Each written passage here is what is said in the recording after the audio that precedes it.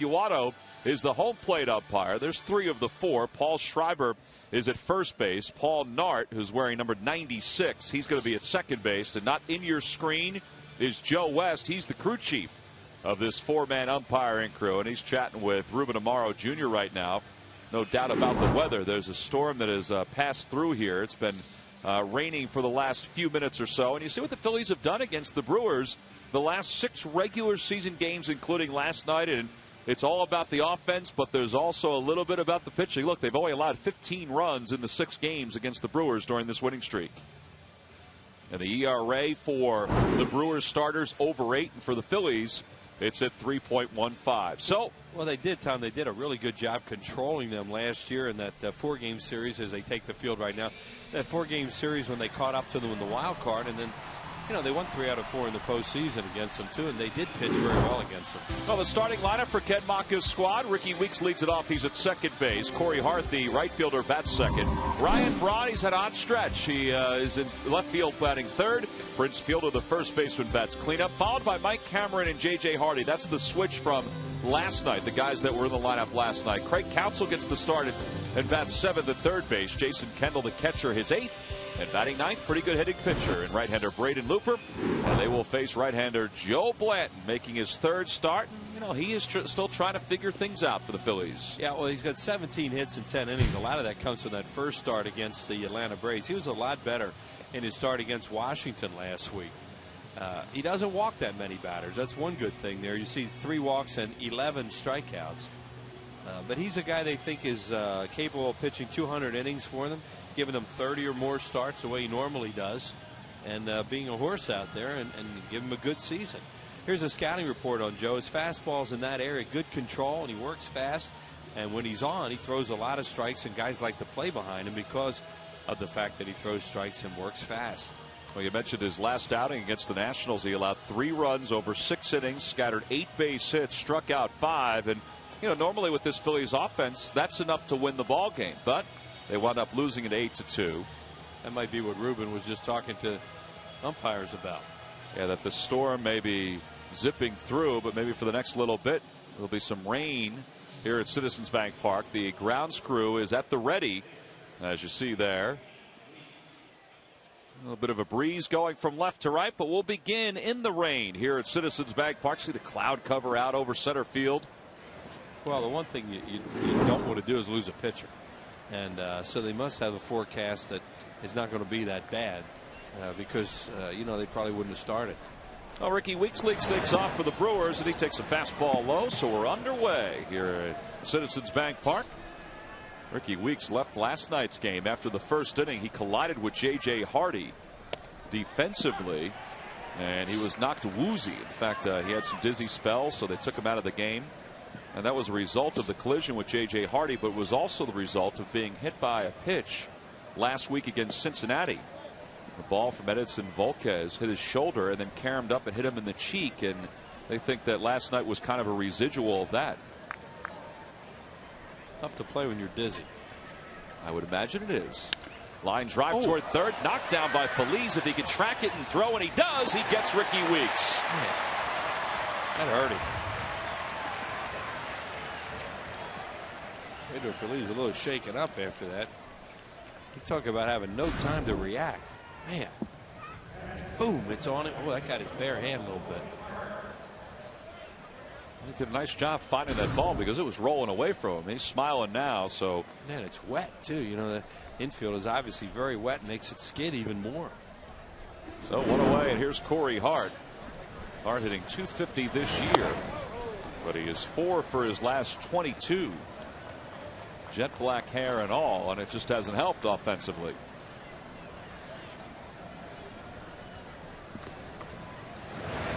Good pitch on the outside corner. It's 1-1 to Corey Hart. And they're talking about Corey Hart who used to eat him alive with breaking balls away, and they say he's staying back better and hitting the ball the other way. We'll see. Yeah, last night he was opening up pretty quickly against Jamie Moyer, and he was scuffling against the Phil's left-hander. Well, you know that he turned a changeup over there. It'll be more of a test for him against a right-handed pitcher. See if he hangs in there. Time now for our Key State Chrysler Jeep keys to tonight's game, which we will have shortly. A pitch in tight, so it's 2 balls and 2 strikes. Spent a lot of time with these. I mean, we got to use them, right? See, Joe needs to stay away from the big inning. Last time he gave up 3 in the first. And the Brewers are a struggling team right now, so you want to stay after him and see if he can win a couple games in this series. Well, Corey Hart starts the offense for the Brewers with a base hit with 1 man down here in the top of the first, so he's aboard.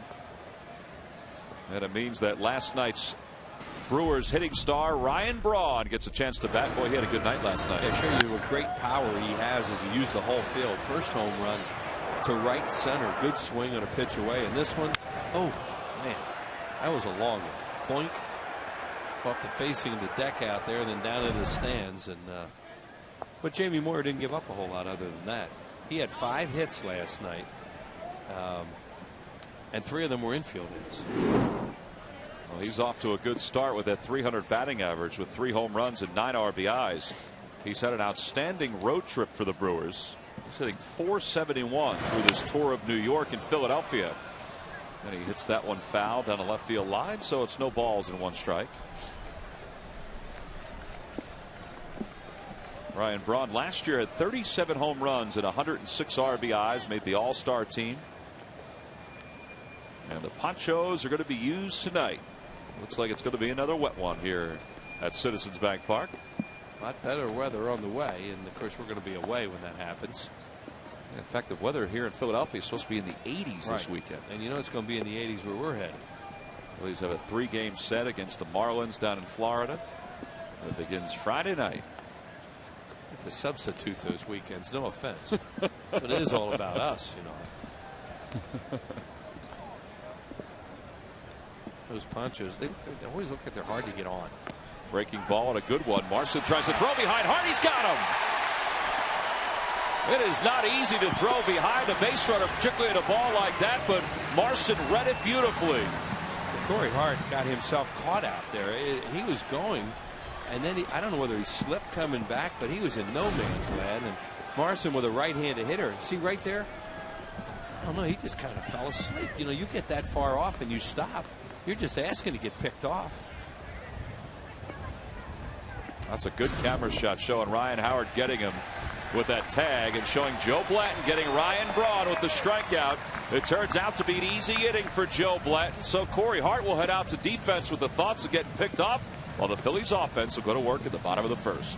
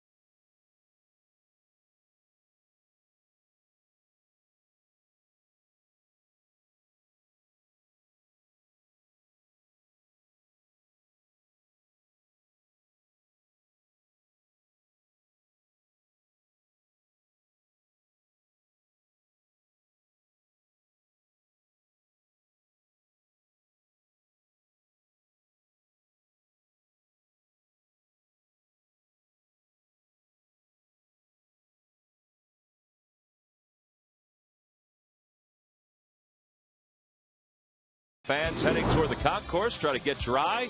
Meanwhile, Charlie Manuel's lineup that will head out to the plate tonight. Jimmy Rollins leads it off at shortstop. Shane Victorino, the center fielder, bats second. Chase Utley's at second base, hitting third. Ryan Howard at first base is the cleanup hitter. He's had a lot of success against Braden Looper, as you see there. Jason Worth will bat fifth in right field. Raul Ibanez, the left fielder, hits sixth. And in the bottom third of Pedro Feliz, Lou Marson, and Joe Blanton.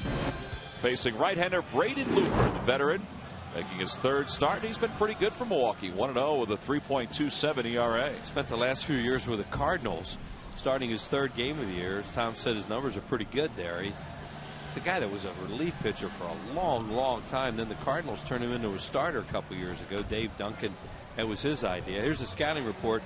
We just put on there sinker, because that's what he does. He just pounds the strike zone with sinkers. He also has a real good split finger, and he'll throw a slider. Third year as a starting pitcher. He'll face Jimmy Rollins to start things off in the rain here in the bottom of the first inning.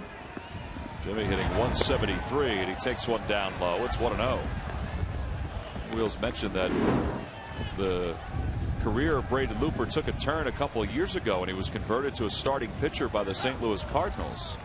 These Phillies hitters know him primarily as a closer. He has 16 career saves against the Phillies and 103 overall. And the Lucky McDonald's home run jackpot contestant is Danielle McAvoy of Philadelphia. If the Phillies hitter hits a home run tonight, that Danielle will win $100. Compliments of McDonald's. Introducing McCafe coffees at McDonald's, a new line of lattes, mochas, and cappuccinos.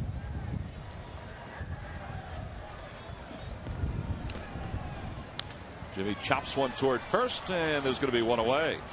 So Prince Fielder takes care of him.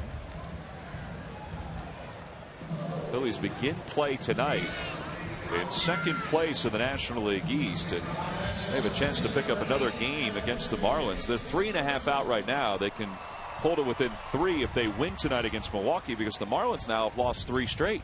Yeah, you always look at the loss column, and now the Marlins have 4 losses. The Phillies have 6.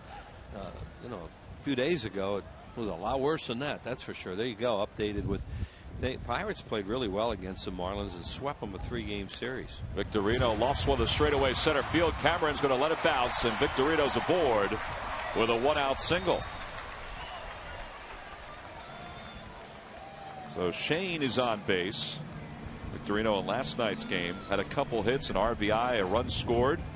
Phillies offense, all of the starters except for Chris Coase scored a run. That's how productive a night they had. Yeah, they did a good job swinging the bats and walking last night. Looper 316 against left-handed hitters, 238 against right-handed hitters. And of course, the Phillies have a lot of left-handed hitters in this line.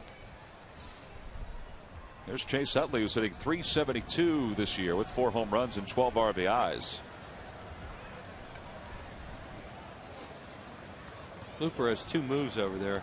He will use a slide step to try and keep runners on. Then he has a quick move to first to try and control base runners. Since he's turned into a sinker ball pitcher, when he first started, he was a 4-seam, throw it by you type of guy, and it's split. And now he's a sinker baller, so he'll throw his ground ball double plays. He is now 34 years old, out of Pembroke Pines, Florida. Little slide step there, and the count 1 ball and no strikes to Utley. See, he's hard to run on, and that's because of the slide step. Pitchers that can use a slide step, get the ball to the plate in a hurry, have a good chance to hold runners on. Chris Carpenter is on the DL at 206 in the 3rd innings without a stolen base allowed. How about that announcement? You hear that? I did not. Those babies over there in the press box, they're going to close the windows. Well, it is kind of chilly tonight. I mean, we don't know. There's Looper with that slide step, and he has a very aggressive delivery. He gets after the hitter.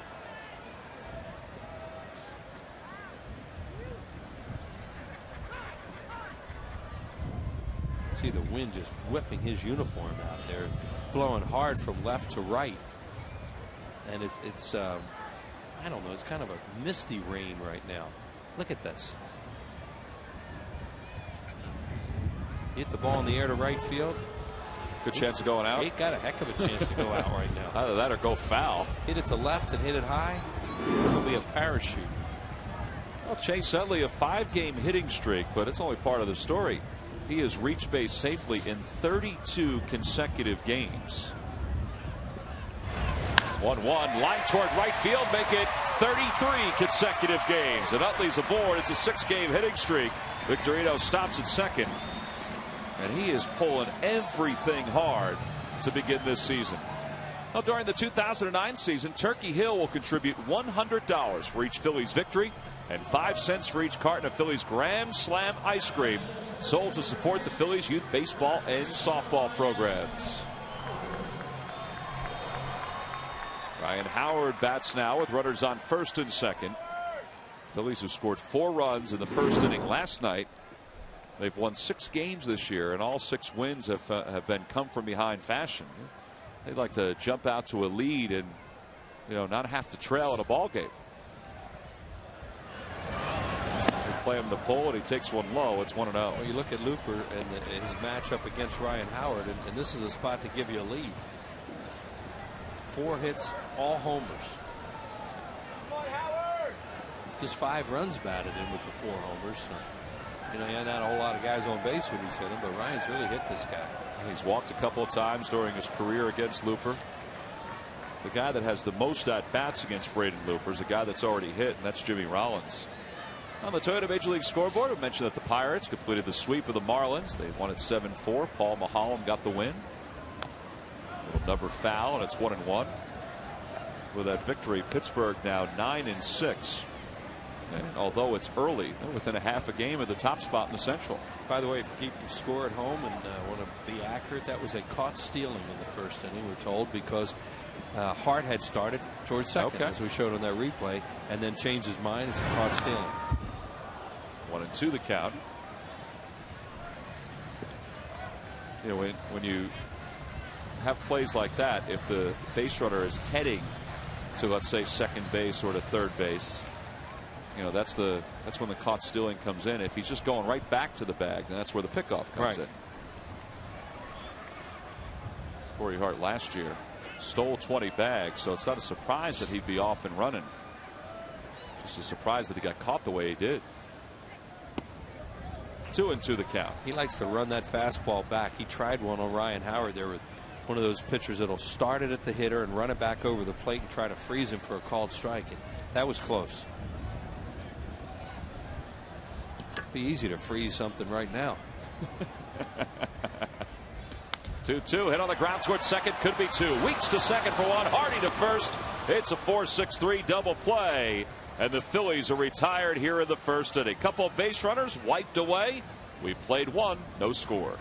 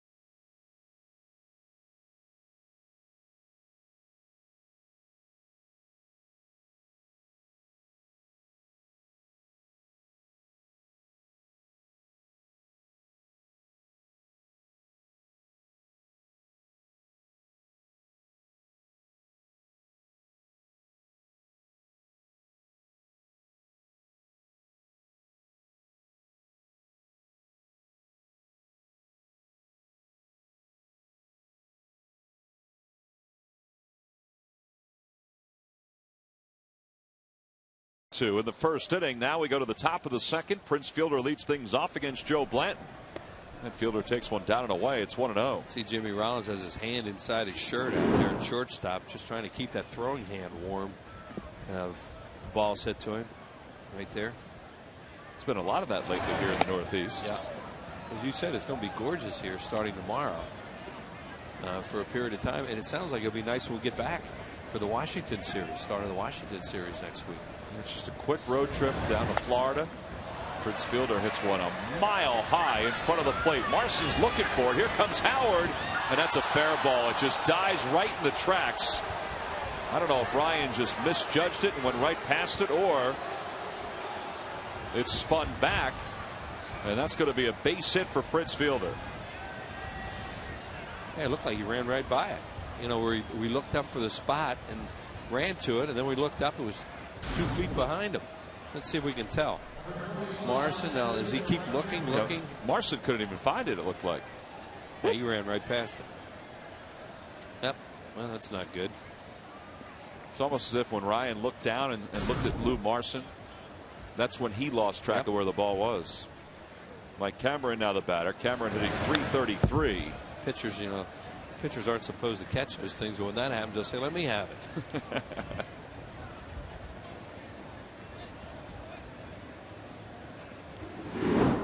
Cameron with 4 home runs, 6 RBIs. Loops that one foul, and he's in the hole 0-2. Ken Maka has switched Mike Cameron and J.J. Hardy, not only because Hardy's struggling so much, but more so to protect Prince Fielder and maybe give him an opportunity to get some more pitches. Hardy was batting in the number 5 spot last night. And Cameron was down in the 6 hole. Well, Cameron used to be a guy you could strike out with sliders. Right-handed pitcher. There's my Ken Maka. Throw him a breaking ball with 2 strikes and he would just flail at it. Right there he took one, but he's still vulnerable. There's Hardy on deck. He's still vulnerable to those to breaking balls away. There's a pop up down the right field line. Jason Worth on the run. So is Chase Utley. Ryan Howard is there, and it's out of the reach of Utley. The wind just took that one right into foul territory. Yeah, that was a tough play. Not only for the players, but also for the fans trying to get that souvenir. These are a hardy group that are out here tonight in this weather. We thank all the fans that are watching the game right now. Wind's just blowing it away, and Ryan Howard, Chase Utley just outruns him to the spot, but he can't get to it. So it remains 1-2 to Cameron. Mike Cameron, who came up with the Chicago White Sox. Found his way not only to Cincinnati, Seattle, the New York Mets, played for the San Diego Padres. It's that one in the air to left field. Ibanez will track it over toward the line, battling the wind. Oof. And he got to it. You could see him getting a little more confident as he was waiting for it. Boy, that ball on a normal day is really deep, but it just got knocked down by that wind. Hey, the World Series trophy will be on display at all Phillies home games through Wednesday the 29th. That's right, down the left field line, on display through the 5th inning of each game. It's your only chance to take a picture with the trophy. I should say your only chance. It's one of your early opportunities to take a picture with the trophy if you haven't. And that trophy's been all around the Delaware Valley during the course of this off season. Just came back from Orlando. Craig said he's taking it out to Anaheim. Craig Solomon, who has been accompanying that trophy throughout the Delaware Valley during the course of this offseason. You know, he told me something the other day, which I had no idea, that the trophy has its own seat on the airplane wherever they go. Because you can't check it. Right. Because everybody would want it. Yeah, that's a good point. 0-2 hit foul, so it remains 2 strikes to J.J. Hardy. So it's kind of like the Players Association, where in the old days when you flew commercial, you bought 3 seats and the seat was left open in the middle, even though the team paid for it. I did not know that. Yeah, well, I go back a lot further, unfortunately, than you. You don't have to deal with those. Now everybody flies these charters, but you used to have to buy.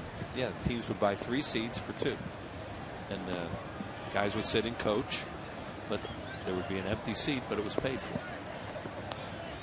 1-2 is rolled on the ground through the hole at shortstop and into left field. That's the 3rd hit of the night for the Brewers. Mishandled by Ibanez, but didn't roll too far.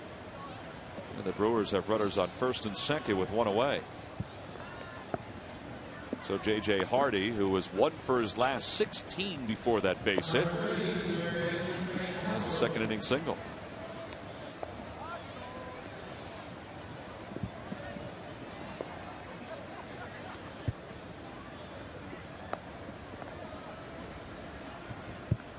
With 2 runners on and 1 man down here at the top of the 2nd, Craig Counsell is the batter. Counsell making his 5th start for the Brewers, his 10th game overall. And the first pitch to him, breaking ball that drops in for a strike. It's 0-1. Craig Counsell, a veteran who grew up in the suburbs of Milwaukee, Wisconsin. His dad played in the big leagues for the Twins and was part of the community relations program for the Brewers for a number of years. Another Notre Dame, right? Yep. Brad Lidge has a degree in accounting from the University of Notre Dame. Not only that, but he has a World Series championship with the Florida Marlins. He got a big hit or sacrifice fly to tie that game.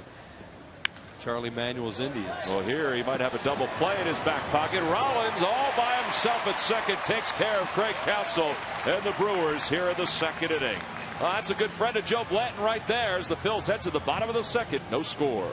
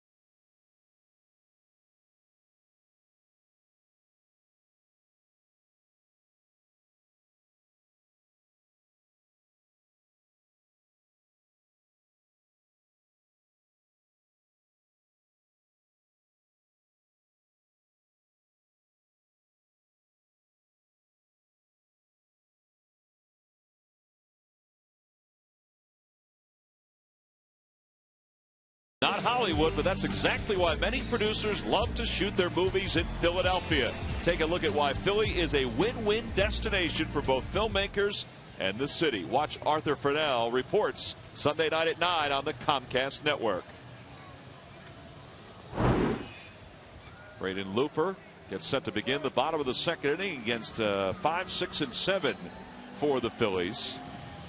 Looper allowed a couple of base hits in the first, but like for Joe Blanton in the second, got a double play ball to get out of a jam. That's what we're talking about with Looper. You know, he's that type of pitcher now that he'll throw ground balls because all the sinkers and splits, and he'll get ground balls and double plays to get out of innings.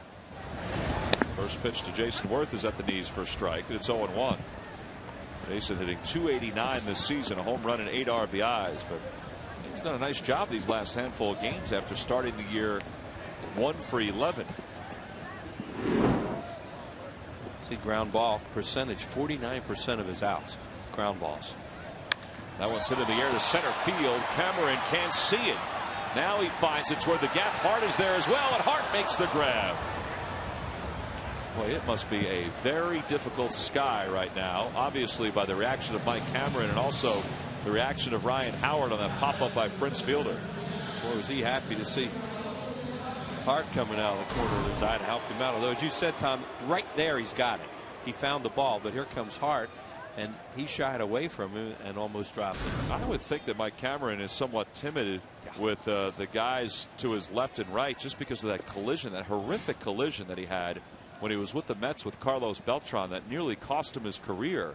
When he and Beltran was in center at the time, Cameron was in right field. They collided in right center field in San Diego, and Cameron was done for the season. That was, I believe, a collision that took place in August of the 1 year. Yeah, we went in there the next series. Right. The Phillies went in the next series after that, and it was that was horrific. Just to watch the replays. Well, Ibanez serves this one to left field, and Ryan Braun tracks it down. So 2 away here in the bottom of the second.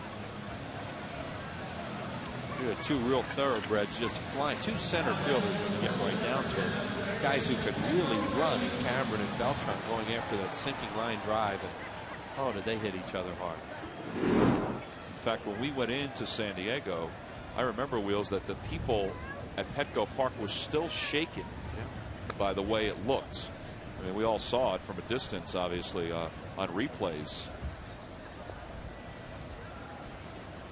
Remember a few years ago in Chicago, Aaron Rowan, Chase Utley had a collision in center field, and Rowan broke his ankle. But that one that those two had was almost head to head. Right. Pedro Feliz is scuffled against Braden Looper. There's that padding out there in center field now after Aaron Rowan gave up his face for that ball hit by Xavier Nady of the Mets.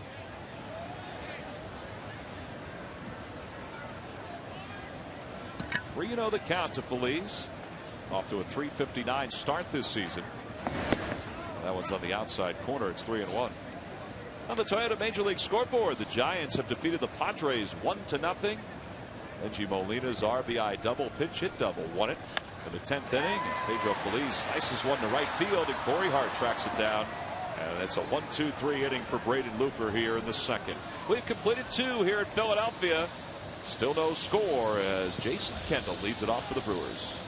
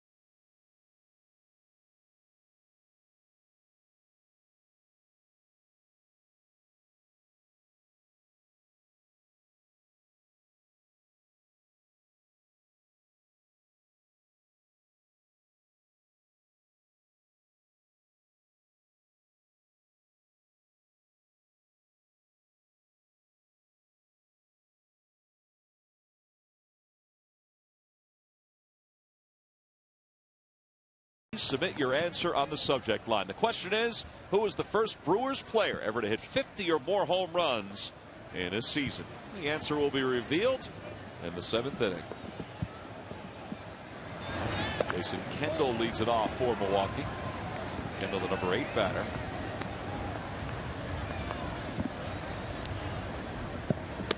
And it's 2 balls and no strikes. Joe Blanton, in his last outing for the Phillies, lost his first decision in a Phillies uniform. He had been 4-0. The Phillies had been 9-5 in games that he had pitched since coming over from the Oakland A's. It turned out he pitched a pretty good game against Washington. Kendall chops one to third. Behind the bag, Feliz. And he shows off his strong arm, and there's one away. Well, Joe Blanton, of course, won the clincher last year in Milwaukee in game number 4 in that league division series championship. There's that game Tom's mentioned. Now, he pitched 5 good innings in that game. First inning, he gave up a 3-run home run to Dunn, and then settled down, did a good job. But then the bullpen kind of gave it away late. It was 8-2. 8-2 that game. Yeah, 2-run home run to Dunn. And that'll bring Braden Looper to the plate. Looper does not have a hit this year. He's 0 for 4, but he's a lifetime .215 hitter. He didn't get a chance to bat too much as a closer, but when he was starting for the Cardinals, he hit the ball. He got a chance to take some hacks, and he and Chris Carpenter and Adam Wainwright, they kind of battled back and forth. And it's 0-2. His uncle Benny Looper is assistant general manager player personnel for Ruben Amaro, his first year with the Phillies. Benny, a longtime baseball guy and welcome addition to the organization. Yeah, he spent a lot of years with the Seattle Mariners, and was part of some of those real good Mariners teams when Pat Gillick was the general manager.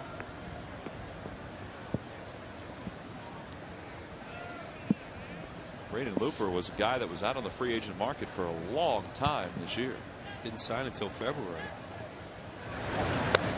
1-2 the count to him. One of the reasons why the Brewers decided to sign him, not only because of affordability, but they kind of likened him to tomorrow's starter, Dave Bush. And Bush was, or has been, so consistent for him, they figured, well, with the deal that they had with Braden Looper, they could probably get the same kind of pitcher. Swing and a miss, and he's down on strikes. He may have hurt himself as he limps back to the dugout. He did take kind of a funky swing at that. It looked like a sinker.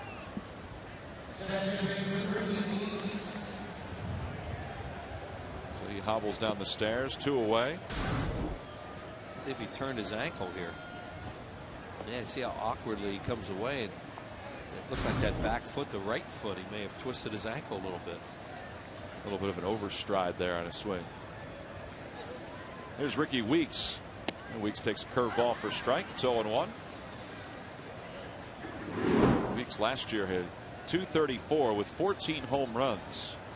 You see Braden Looper being talked to on the bench. Just trying to make sure that he's okay.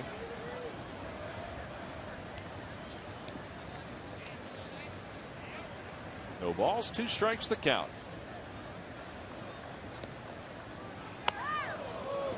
He's gone way upstairs on a few fastballs tonight. And Lou Marson getting the start behind the plate for Chris Coast. Swing and a miss, and Weeks is down on strikes. Back-to-back strikeouts for Joe Blatt. He's got 3 in the game. He also has 3 in the books. Let's see if Braden Looper can do the same as we go to the bottom of the 3rd.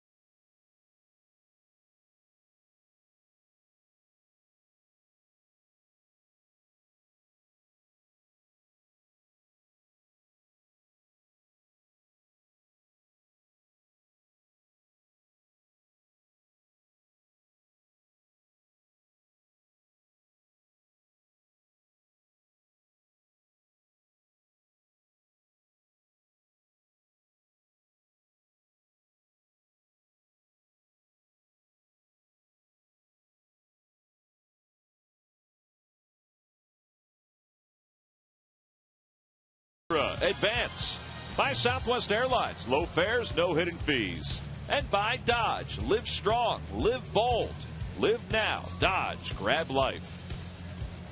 Last of the 3rd. Each team still looking for their first run.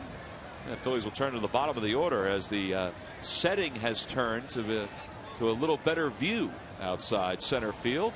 Yeah, it was about 20 minutes ago. Couldn't see downtown. Nope, now the lights are on and you can see it perfectly. See Center City. It's beautiful. Real clear. Yep. Blue skies out on the horizon.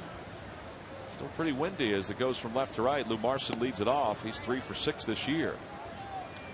And Looper starts him off with a fastball on the outside corner. Carlos Ruiz was out in the bullpen today. He was doing some catching work just to see how that oblique and that rib cage strain were coming along. He's hit on the tee the last couple of days. He's done some soft tossing, and if it all goes well, he could be out on a rehab assignment sometime this weekend. 1-2 the count to Marson. On the Toyota Major League scoreboard, Diamondbacks have defeated the Rockies 2-0. Dan Herron, 7 innings, 9 strikeouts.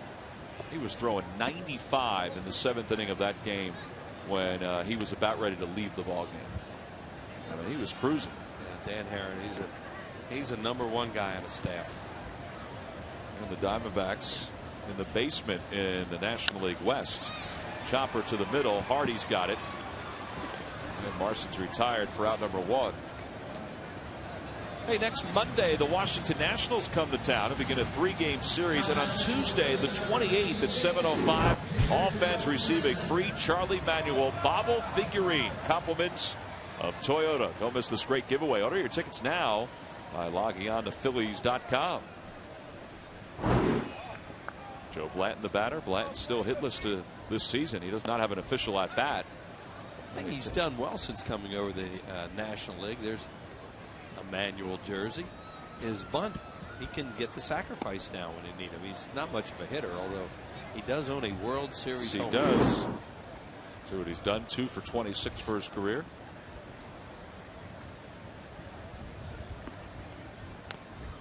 Swats that one foul. Good description. He pitched for Ken Maka, the manager of the Brewers, for a number of years with the Oakland A's. In fact, when Joe Blanton was traded to the Phillies last year, I called Ken and asked him about him. He said, Big Joe Blanton. That's what he calls him. Every time Joe Blanton's name comes out of his mouth, the word big goes before Joe. And he's retired for out #2. So Braden Looper now has retired the last 6 batters. Maka has one of those great Pittsburgh accents. When you hear Ken Maka talk, here's that homer. Bang. Middle in. Edwin Jackson. That was exciting when he did that. You hear Maka talk, you know, he talks about white socks. Yeah. And bombs. It's not a bomb, it's a bomb. He is from Latrobe, Pennsylvania. Oh, yeah, he sounds like he's from Pittsburgh. I should say Pittsburgh, but he now lives in Latrobe. Yeah. He went to the University of Pittsburgh. Latrobe, Pennsylvania, home or the area of the great Arnold Palmer. Jimmy Rollins grounded out to Prince Fielder his first time up. So he's 0 for 1. 4 hitters have grounded out against Braden Looper so far tonight. And, you know, he's been a little up with his sinker, too. Yeah, well, that's the one thing. You've noticed some outfield play here. And when he's on, it's going to be an infielder's game. So that's a good sign for the Phillies if, you know, he continues to get balls up in the strike zone. Well, back when Braden Looper was making that transition from being a relief pitcher to a starter with the St. Louis Cardinals, Dave Duncan said that he had to convince Tony La Russa of it, and Tony did not want to buy it right away. Rollins lines one to center field. That's a base hit. 3rd hit of the night for the Phillies. And what Dave Duncan said was he felt that Braden Looper had not only the arm strength, but also the body and the ability to recover to be a starting pitcher. He said the biggest thing that he had to teach him was another pitch, and he taught him the cutter, which they felt helped him win 12 games in each of his last 2 years as a starting pitcher. Well, back in these days when he was doing this stuff, he was a high fastball, split finger fastball pitcher. And then he turned into a sinker ball, and as you say, he added a cutter, but that sinker came along and really changed him. First pitch to Victorino is a sinker on the inside corner for a strike. It's 0-1. It was amazing to see him the first time he started to throw that, because it was so unlike Looper to be down like that. Well, the quote that followed Dave Duncan that whole year when he was talking about Looper being a starting pitcher said everyone has ability. You just have to get them to make the most out of their ability. He felt that Looper, even with the arm problems that he had, being a starting pitcher might help his arm problems. And, you know, now Ken Maka and Bill Castro, who you see there to your left, you know, they get a chance to watch him throughout this 2009 season.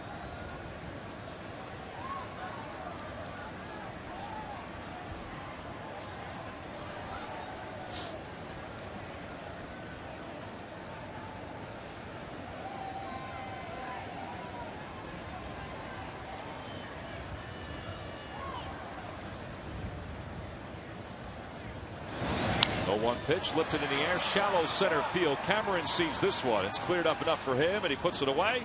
And the Phillies are retired here in the 3rd. They strand 1. We head to the top of the 4th. 2, 3, and 4 for the Brewers, led by Corey Hart.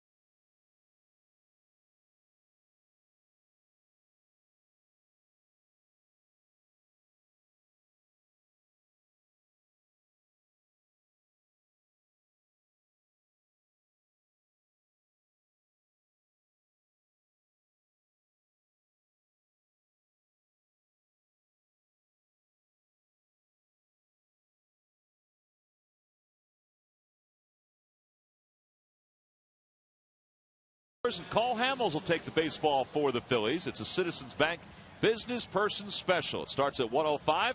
Tickets are still available. You can log on to Phillies.com. Cole Hamels against Philadelphia native Dave Bush. In fact, not only is Dave Bush from the Philadelphia area, there's Cole, but also Mark DeFelice, who's one of the relief pitchers for the Brewers. In fact, both guys talked about Harry's passing last week and just the impact that he had on them growing up and playing baseball in the Philadelphia area. I think if you're actually any kind of sports fan, that he would affect you in some kind of way. Corey Hart has the count 2-0, and he takes a swing and a foul, and the count 2-1. Well, that's all part of what the memorial service was about the other day. Listening to Mike Schmidt talk, but also Jamie Moyer talking at Harry's memorial service. Jamie grew up in the Philadelphia area, listened to Harry as a kid growing up, and had him behind the microphone during his first game in the big leagues at Wrigley Field against Steve Carlton, his boyhood idol. That's interesting. You would go through and know about that and growing up as a kid.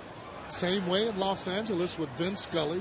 You listen to all those games all those years, and then you get tapes of doing things. As you take a look at Jamie Moyer. Jamie was stellar the other day during his speech at the memorial service.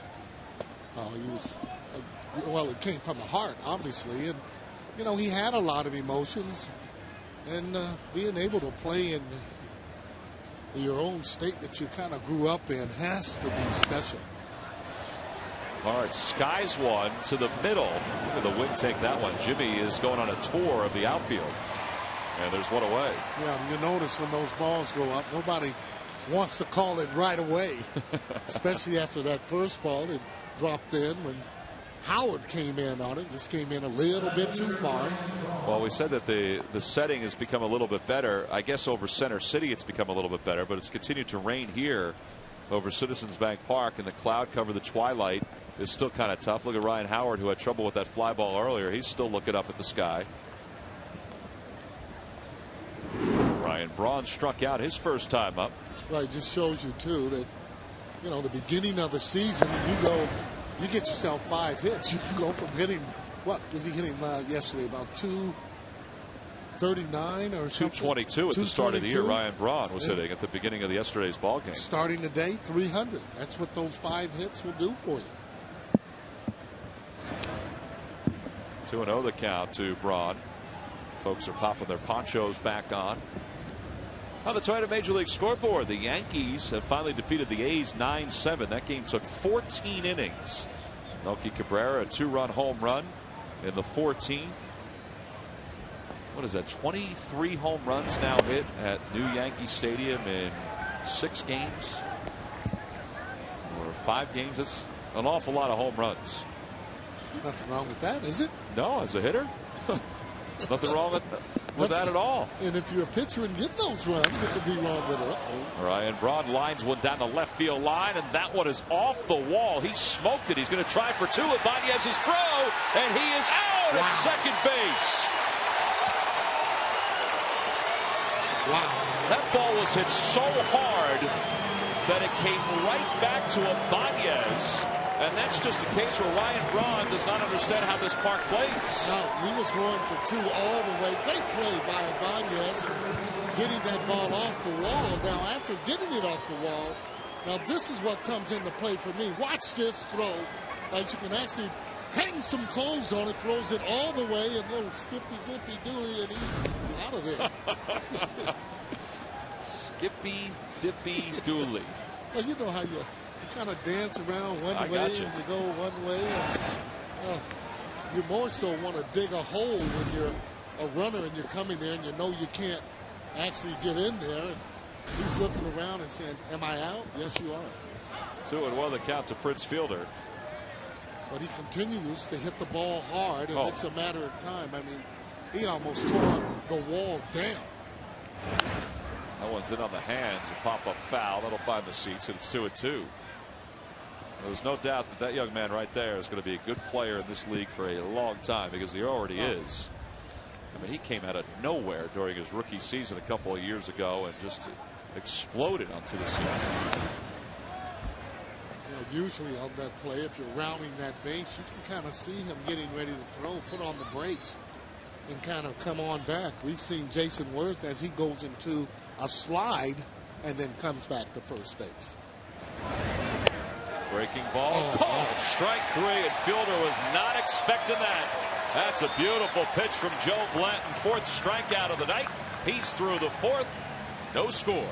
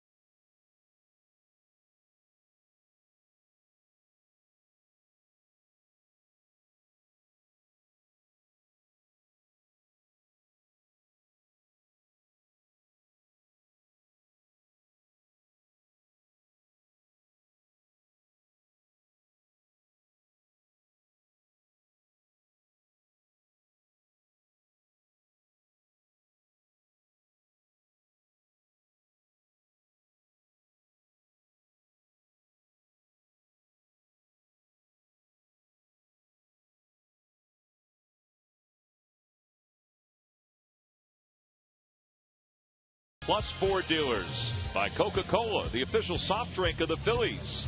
By Thomas Jefferson University Hospitals. Call 1-800-JEF-NOW.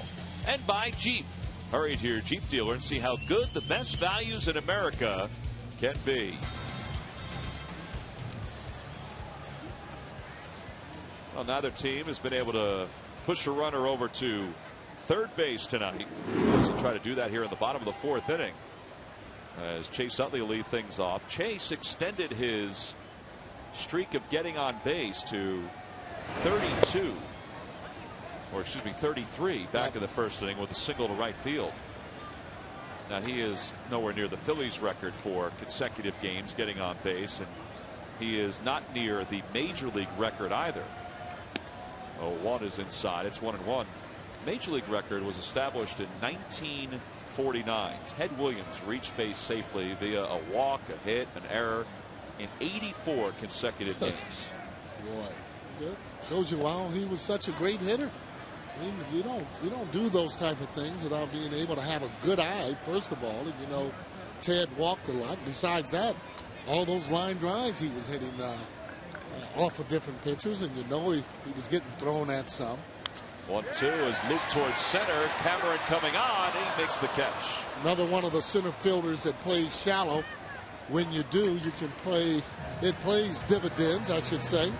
You're able to take away hits. Well, Dollar Dog Night's coming up here at Citizens Bank Park. The next one is this Monday against the Washington Nationals. That's a 7:05 start. And then May 12th, when the Los Angeles Dodgers come to town, that's also a 7:05 start. You can order your tickets now at Phillies.com. Again, it's the Hatfield Phillies Franks Dollar Dog Nights. One away for Ryan Howard. Howard bounced into a double play his only time up. Well, Sarge, just to finish that thought about the consecutive game streak, I guess it wouldn't surprise anybody that the guys that are sitting 1-2 in baseball history are Ted Williams and Joe DiMaggio. Wow. Well, look at the long streak that he had. I wonder if he did it in the year. He did. Okay. And Joe DiMaggio has a 56-game hitting streak, the longest in baseball history, and he walked in game 57 and then reached base safely with 16 consecutive games with a base hit. And the most difficult thing about the stretch would be that mental game that plays on you. You keep saying to yourself maybe when it's going to be over, but I got a feeling that Joe just felt it was never going to be over. He thought he'd never make it out. Well, the most recent guy that went into the upper echelon, and I don't know if you would throw this name out there with Joe DiMaggio or Ted Williams, was Orlando Cabrera back in 2006, who reached base safely in 63 consecutive games. As Howard draws the walk. That's pretty good, but again, he's nowhere near that class for me. I mean, not even in the same area code. I'm telling you. I mean, you're talking about guys that would hit home runs, drive-in runs. I mean, absolutely. They just weren't slapping hits to get them in.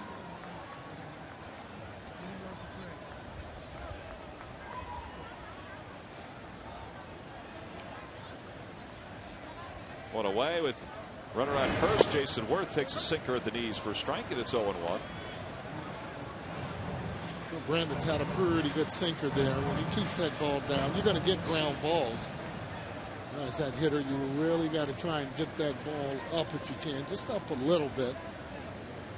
I was asking Wheels about the sinker from Braden Looper and whether it's up a little higher than it normally is. I mean, there have been occasions, haven't there, where it's been up? Yeah, it has been up, and that's what you want him to do is to be able to get it up. The rule of thumb, though, when he starts it near that knee area, you let that ball go. You want it to start up a little bit higher, so it might end up near the knee, and not too bad a pitch to hit. Lower than that, you're looking at a ground ball most of the time. So now that was a pitch that started high but tailed inside. So Worth was probably getting ready, thinking that it was going to drop right to his wheelhouse. Well, that's a two-seamer. Moving in on your hands. He'd have to start that lower. It's not going to be able to drop down that low. He's got to start it down a little bit lower. 2-2 the count to Worth. Biddable pitch, though. That's that slider, but he's being kept honest. Fastball's in as Wirtz jumps away. That's what I mean by moving your feet. When pitchers do that, they can get away at times with making a bad pitch because hitters aren't as aggressive to go out on that outside corner.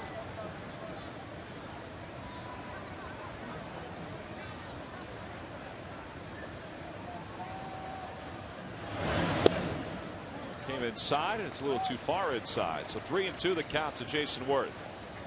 Yeah, pitchers know that you throw inside, even though that wind is not blowing that hard, you got to keep it in. You get those arms extended, that ball can get out of this ballpark in a hurry. Howard doesn't go. 3-2 pitch, pulled foul right into the camera well. Well, back here at Citizens Bank Park here in Philadelphia, along with Gary Matthews, I'm Tom McCarthy. Game 2 of a 3-game series between the Phillies and the Brewers. Of course, all telecasts this year offered in high definition. 3-2 pitch, pulled on the ground to third, knocked down by Counsell. They'll get one at second. That's it. And even if Craig Counsell had fielded that ball cleanly, I'm not sure if they would have doubled up Jason Worth. Well, Jason runs pretty hard, though. That bobble definitely cost him. Well, it's time now for our Firestone leaders.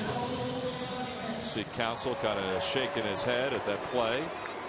And Raul Ibanez is tied for the lead in the National League in home runs with 5. Adrian Gonzalez, Ryan Ludwig, and Alfonso Soriano. Firestone, a tradition of innovation.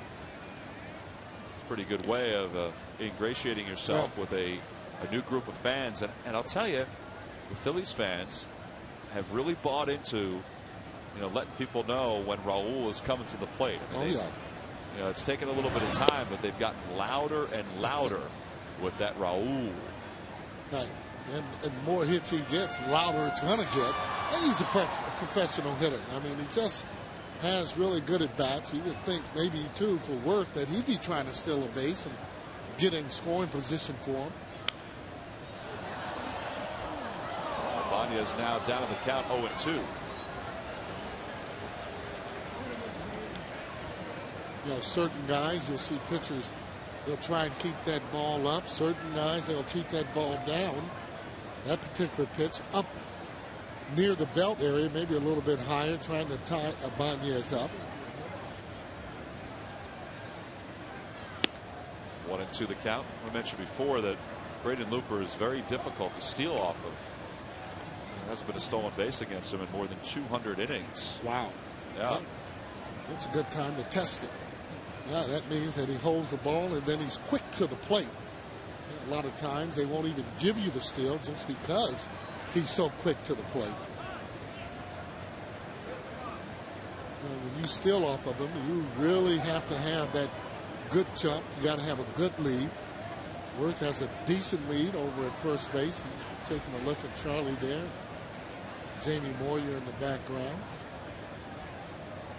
Worth goes 1-2 outside. Kendall's throw to second is not in time.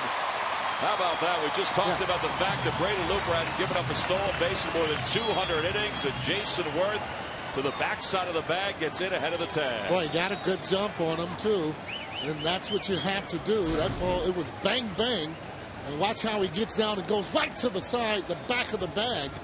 Hand gets in. See how he keeps his foot on the bag as he slides over. He hooks it with his foot in order to stay right there on his bag, because his hand is going to come off of it. He keeps it on with his foot in the back. You know, two Sarge, if J.J. Hardy was a little closer to the bag when he caught that ball, he may have been able to get him too. Right? Well, it was. I mean, it was bang as it was, and with runners not even stealing on him, it could have been a surprise for him. 3-2 the count to Ibanez. And he pulls this one on the ground, right side, backhanded by Weeks. Ibanez is retired, so are the Phils here in the fourth inning. When they get a runner in scoring position, Worth is stranded there. We have played 4, still no score here in Philadelphia.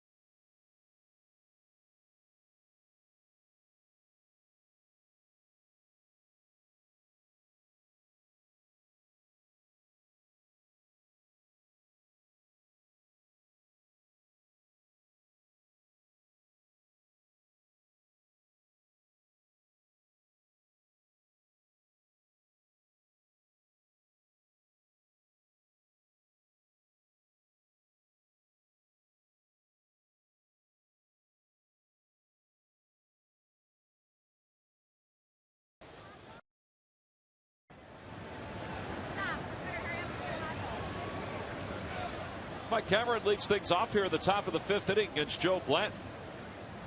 And Blanton has retired 7 straight, and you know what? He's found a pretty good spinner tonight. Yeah, it has a good breaking ball, and you know, a lot of times you look at the films and see him throwing nothing but fastballs and difficult time throwing the breaking ball. So you start to sit on the other pitch, fastball, and guess what?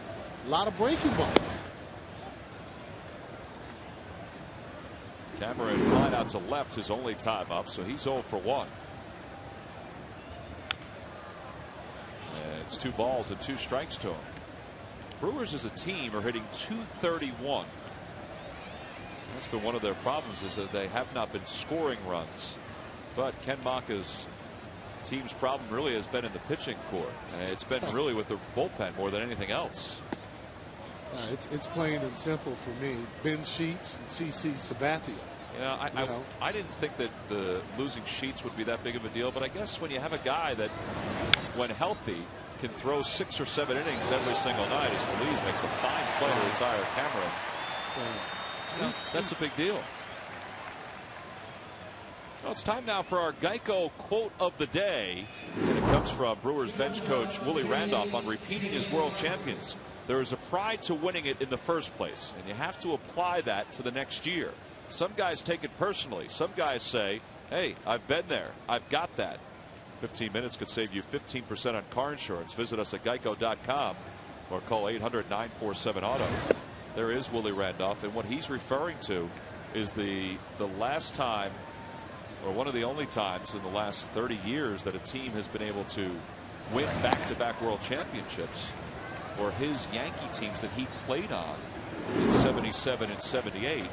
I mean, he coached for the Yankees for a number of years, and they made it to the postseason a number of different times, but it is a difficult task to repeat as world champions. Well, they've always talked about the pride of the Yankees, and he's absolutely right. You got to have it to win the first time, but to repeat and to keep winning, because every team wants to win against you. I mean, they're getting up, so you have to make sure that you're on the same level when you're playing.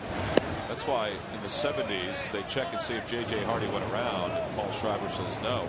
That's why I think, Sarge, in the 70s, when the Reds, the A's were so good, when the Yankees were so good, when the Phillies were so good, as Hardy sends one to the air deep to left field, and Baez going back, and that one is gone. J.J. Hardy with his third home run of the season, and the Brewers are on top first, 1-0.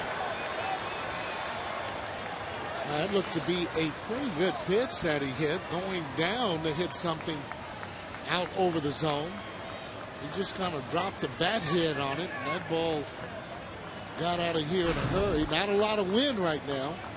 You can see him almost bailing on that pitch. The pitch looked like it just kind of stayed there instead of spinning away, and he caught it just enough on the sweet spot, as you see him giving high fives in the dugout. Well, he's got 2 hits now tonight. Here's Craig Counsell. Anyway, that's why those teams in the 70s, the Yankees, the Reds, the Phillies, the Royals, that's why you have to have so much respect for what they did, just getting to the postseason so many times. The Dodgers getting to the World Series 3 different times in the 70s. Well, you do it with pitching, you do it with that timely hitting. The Dodgers, for so many years, had that infield, you know, Davey Lopes along with Russell and Ron Say, Steve Garvey. They played good defense, and everybody knew Steve Garvey would never throw the ball to first base, to second base on a bunt. He'd always just pick it up and fake like he was going to throw and walk it all over to first base, because he did not like throwing to second base. But they still were winning over there. Did he not have a good enough arm? He had a good arm. He was just a little afraid, I guess. Afraid to throw the ball away. You know, in this league, you're afraid to make mistakes. Guess what?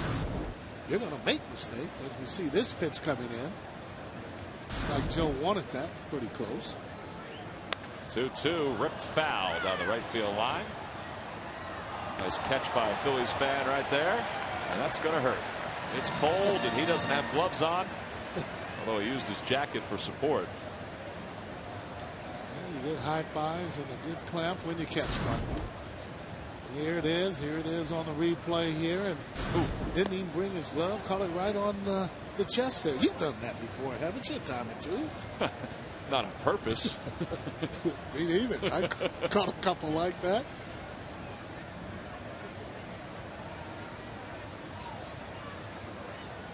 Three-2 is hit in the air to right field, pretty deep. Worth going back. He's got room, makes the grab, and they're 2 away. So Counsell's retired.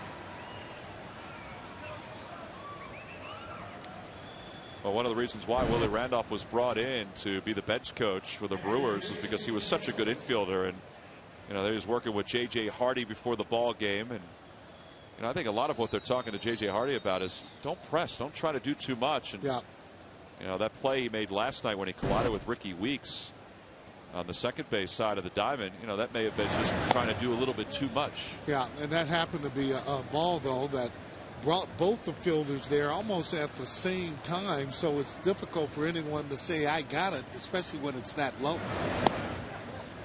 2-0 the count to Jason Kendall. Didn't have time, if you look at Willie. Very respectable career. He's a solid big leaguer.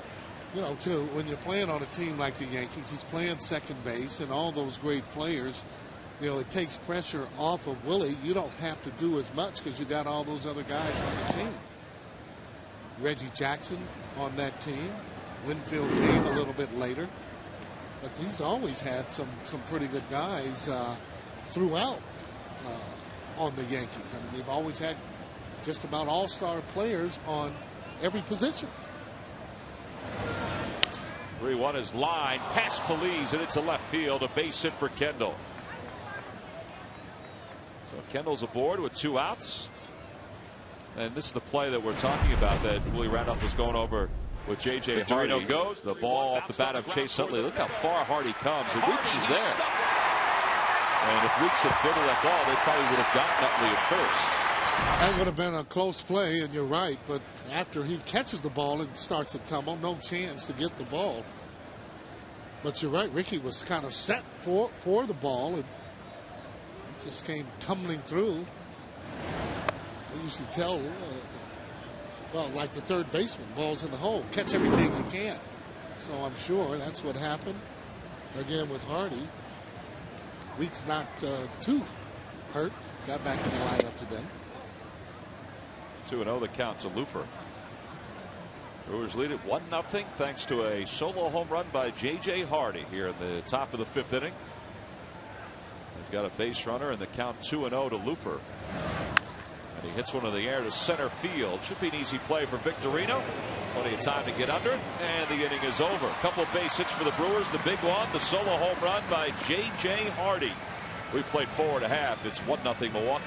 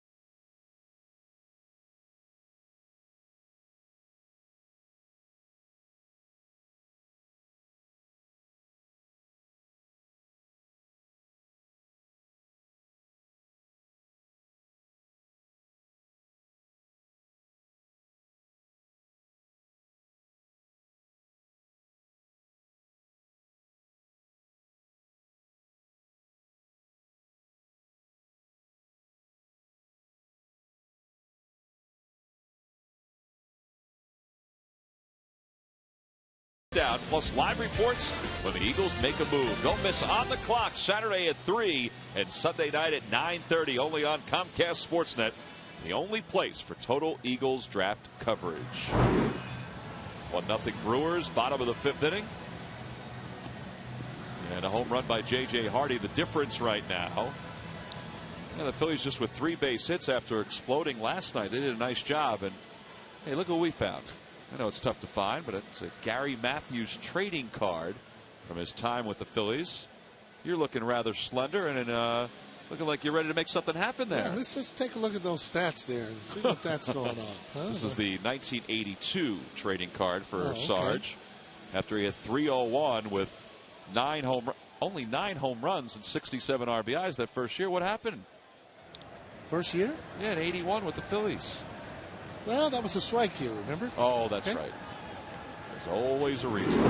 Well, no, I'm just letting you know. I mean, if we're going to talk facts, we got to talk facts. That was 2 years after you were removed from your best home run season up till that point. 27 home runs with the Atlanta Braves. Yeah, 47 in the Days game. Just kidding. Just kidding. Pedro Feliz the batter. Feliz 0 for 1 tonight. And he's in the hole, no balls and 2 strikes. Pedro last year hit 14 home runs, so that means that back in Sarge's day, that would have been 5 home runs. Well, I'm just saying, I mean, the ballparks were just a little bit larger. We were not going to get into the difference in the talent. You play whatever era that you actually play in, but I got to tell you, it would have been nice to hit in this stadium. Veterans Stadium was a very nice ballpark to hit in. Ball carried. Well, in that year you hit 27, you played for Atlanta. You played at Fulton County Stadium. That was called the launching pad. Well, don't mean it was a launching pad. One away. Pedro Feliz is retired. But you're right. That was a ballpark that was known for the ball traveling out of there. But well, I have to. If you had a wonderful career. I mean, you had over 200 home runs, which, according to your math, would have been over 400 home runs in this day and age. You know, you and Junior have combined for over 300 career home runs. I mean, you know, Prince Fielder and his dad Cecil have combined for a lot of home runs too. I mean, but those stats were rather impressive. I was looking at them, and at that point, you were a lifetime 289 hitter with 154 home runs going into that 82 season. Wow, it's pretty good. Thank you. I don't usually get praises from you guys up here. I'm going to have to keep that card and remember this day. Lou Marson, the batter, with one away here in the bottom of the 5th inning. Brewers lead at 1-0 on a home run by J.J. Hardy. Marson bounced short his only time up.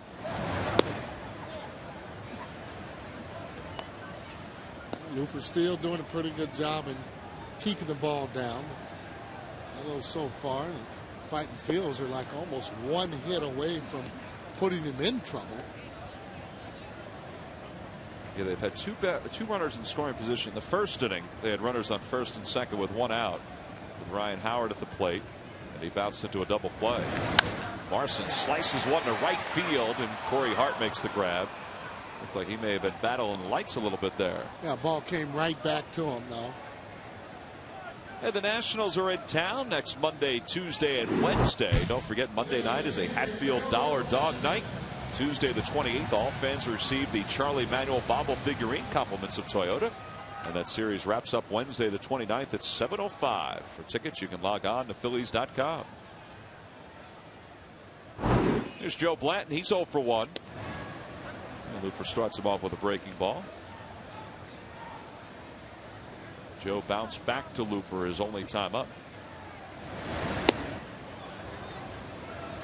It's a good pitch on the outside part of the plate, actually off the plate. Well, Looper knows that, hey, anybody can hit the ball out of the ballpark, so he's trying to be careful, keep that ball away and down. He kept it down there, and Blanton was able to get the bat on the ball. A reminder, when the Nationals are here in Philadelphia too, I forgot to point this out again, the World Series trophy will be on display. Get your picture taken with that.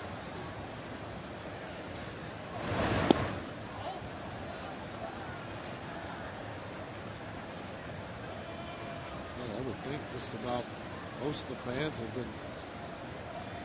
have taken a picture with that trophy. Well, it has been around. It's right.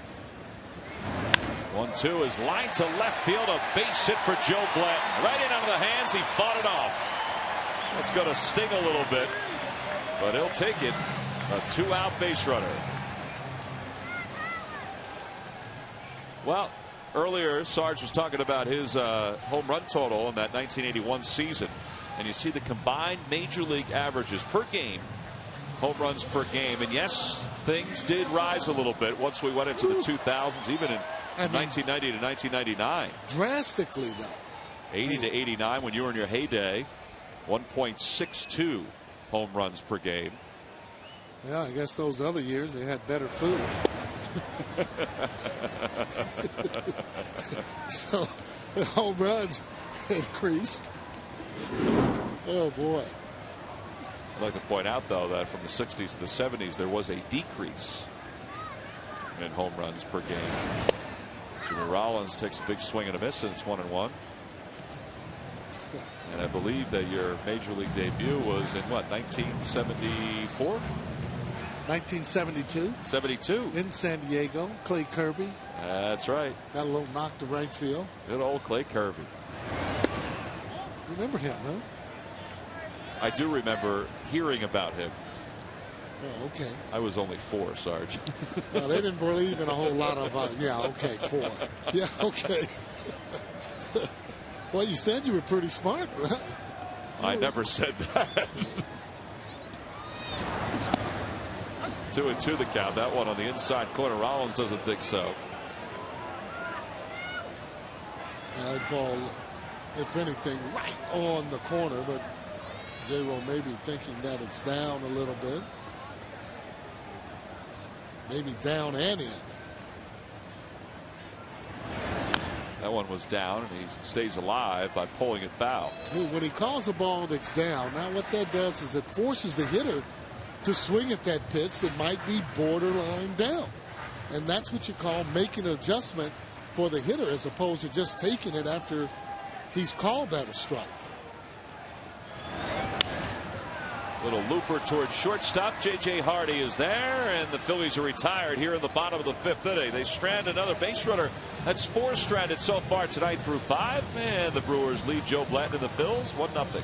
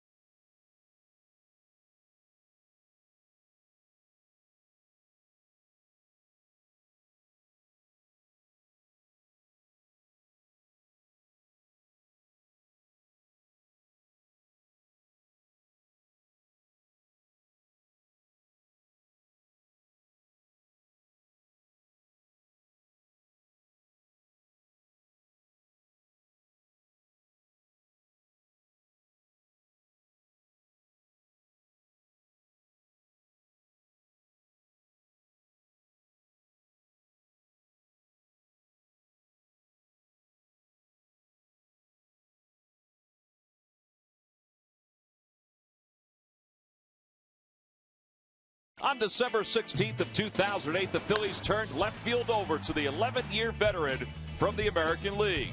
Raul has been a hit in the NL since arriving, showing his power early, delivering in the clutch often. Ibanez and his all-out style of hustle is brought to you by Independence Blue Cross. We're here for you every step of the way. So, 12 games into the season, he has been rather refreshing to watch, that Raul Ibanez. Not only offensively, but defensively, despite that misplay the other day on Sunday. He's done a nice job out in left field. He picked up his 2nd assist on the season. Back in the 4th inning, throwing out Ryan Braun, trying to stretch a single into a double. There is Raul. And he is as aggressive an outfielder as I think we've seen in quite some time. Yeah, I thought that was a pretty good play. I mean, if you see a fielder dive for the ball and it bounces like in front of him 4 or 5 feet, that's where you say, well, come on now, you got to really think about it. It's not a dollar dog. I think it might be. That's not a dollar dog. But it was an aggressive play. I mean, diving for it, and he had a good chance because the ball was up. If it's down further, I could see maybe no. Ricky Weeks takes a fastball inside to start this 6th inning. Kind of irritated him enough to come out and get that game-winning bomb walk-off. All is well.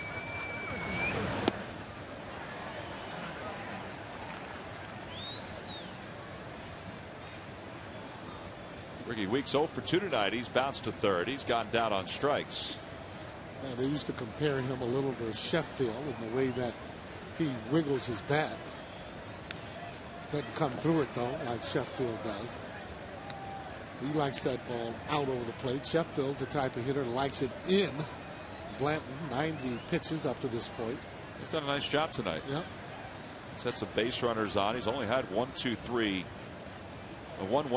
inning, but there have been 2 other innings where he's allowed a base runner but has gotten out of it. That one is smoke. What a play by J-Roll to his feet, skips the throw to Ryan Howard in time. Boy. Well, we've talked about it before. Even though he's not hitting, doesn't affect his fielding. That ball was smoked as he goes down on his knees to grab that ball, and smart enough not to try and get it all the way. He just wanted to get it out quickly. Now look how hard he gets up and then bounces that ball. One hop as Ryan Howard picks it with that glove down. He's feeling pretty confident with that new glove. You know, that's a new glove he has there too, Tom. Pick it again. And he's looking good. More confidence. Ryan Howard showing over there at first base. Corey Hart's guys one fouled on the right field line. I mean, that was a wonderful play by J-Roll, who was a two-time Gold Glove winner at shortstop. But, you know, that wasn't an easy play for Ryan Howard over at first. Not at all. But the further that you bounce it out in front, the easier, too, it can be, unless it's right up on you when you get ready to short hop the ball. That in-between short hop is the one that's difficult. I would think that infield grass is pretty wet, too, that ball might take a very different take a different path to the glove, too. Like on the AstroTurf there, but this field's manicured pretty good, so it's taking some true bounces. Oh, that's a good pitch. Take another look at it as he goes on his knee, jumps up quick. Now, he does that on purpose to fire it on the ground, but you see how far away it is. Makes it easier for Ryan to handle that ball. You can take a long look at it. We've kind of accentuated the big man's defense this year, and rightfully so. The payoff pitch to Hart. Swing and a grounder to shortstop. To the hole is Rollins. Another tough play. Off balance throw. This one didn't have enough on it. And Hart's got an infield single. Yeah, Hart runs well. Be difficult to get him on that play. Hits that ball in the hole. As a hitter, you got average, a little above average speed. You're going to beat that. You smell those kind of hits right in the hole. The Brewers have a base runner for Hart. That's his second hit. He was picked off, or caught stealing, technically, his first time on. You see how far that ball goes in the hole. He's not able to get anything on it at all. Tries to get it over. Ryan does a smart thing, coming off that bag and stopping the ball so he doesn't end up on second.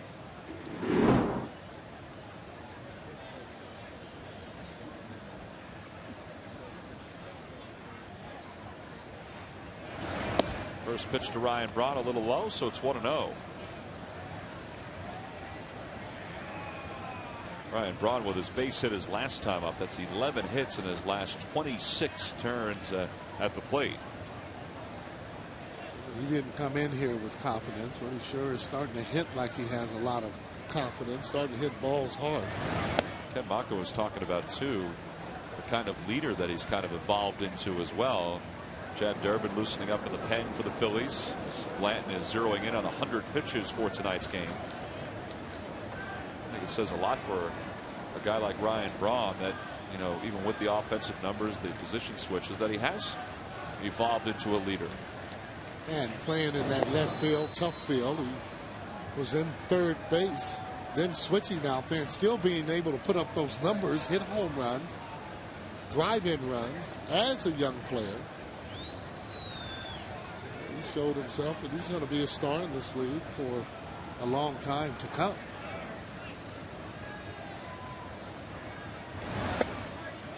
Three 3-0 the count.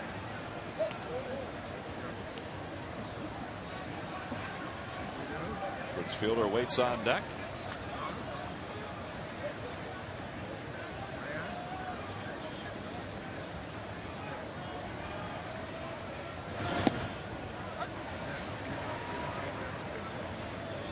Trying to be a little careful. He knows he's been swinging the bat hot and Braun. Well, he has run a lot of deep counts in tonight's game, which is why his pitch count is over 100 here in the 6th inning. But he's been able to battle back from a lot of those, and that's going to be the first walk he has issued in tonight's game. Charlie Manuel may be pretty close to making a decision here. Rich Doobie's going to come out and talk to Joe Blanton. Chad Durbin should be done warming up in the bullpen. Well, it didn't look to be too bad of a pitch there. It was a sinker. I'm sure Joe wanted that pitch, but you don't want to get it much higher than that. Pitching to Brown the way that he's swinging that bat, thought that was a good pitch by Joe. I wonder too if that pitch to Corey Hart with 2 strikes, might be still, needling him a little bit. And Hart came up with the infield single after that. That one on the inside part of the plate. Well, I mean, if he's injured, obviously he's not going to be able to throw and get any velocity on the ball. Those balls are really, to me, just sinking just a little bit before and getting still good movement on it. A reminder that this game will encore tonight at 10:30 and tomorrow morning at 6 a.m. on the Comcast network. Sarge, you can take a look at this game before you head back to the ballpark for that Citizens Bank Business Person Special. Prince Fielder sends one to the air to straightaway center field. The park will hold it. Victorino makes the grab. Hart's going to tag and go to third. And the throw comes to second, and there are 2 away. Man, he takes such a big swing. It's vicious. It really is. I mean, he swings with a lot of authority. Now, he just missed from hitting that ball. He's still in the pull ball. You see, he's still a little bit short, but he has an uppercut swing going straight up. You want to drive that ball. You drive the ball, you might have a little bit better success. And he thinks he's got to hit the ball out of the ballpark. You try and force it. Very difficult to hit that way. You got to let them come. Get a good sound foundation hitting line drives. Let's hope he heeds that advice when he goes to Houston this weekend. Well, this is really for any hitter. There's Mike Cameron. He's 0 for 2. And Cameron lines one down the left field line. It's a fair ball.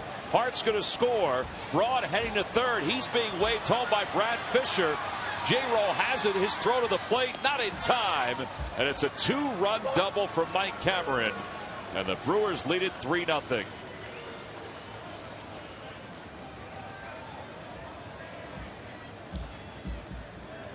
Well, Cameron put in the number 5 spot to protect Prince Fielder for tonight's ball game, but he not only protects Fielder, but he picks Fielder up. Line drive, a breaking ball. Look where the ball is, though. It just kind of floated in on him. Not that sharp break he's been throwing, and he just rifled that ball down the left field line as he brings him on in, calling himself safe as he slides in. So 3 runs now on 8 base hits for the Brewers. They scored twice here in the 6th. J.J. Hardy takes a fastball at the knees for a strike.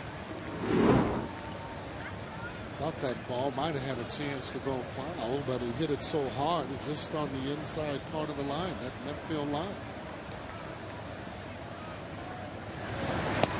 Good pitch by Blanton. It's 0-2.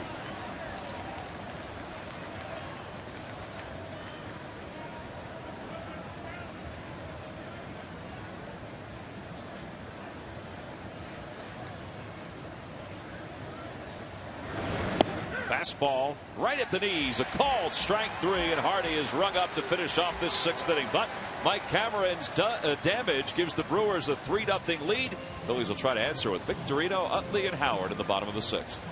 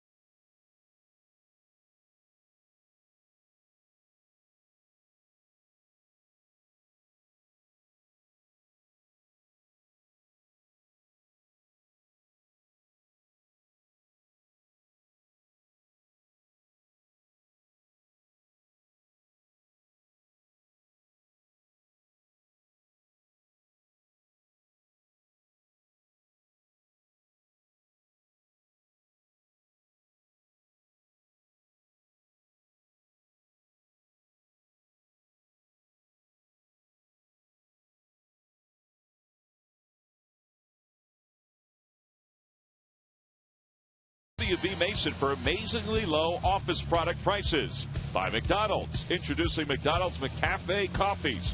Try hot or cold iced mochas, lattes, and cappuccinos. McDonald's, I'm loving it. And by your local Chevy dealers. Well, it's a 3-0 Brewers lead here in the bottom of the 6th inning. Joe Blanton and Charlie Manuel had a conversation in between innings. Joe frustrated with a couple of the pitches that he threw in the top of the 6th.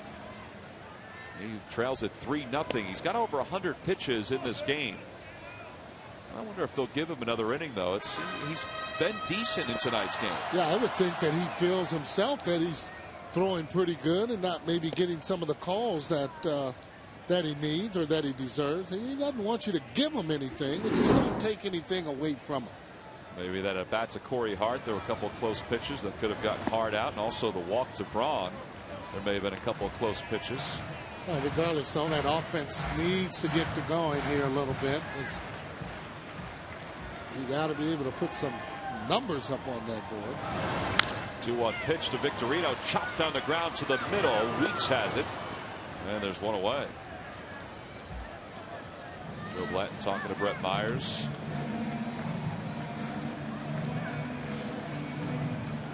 I think the good news is, if there is good news for Joe Blanton, I know he lost his last outing against the Nationals. He allowed 3 runs over 6 innings there.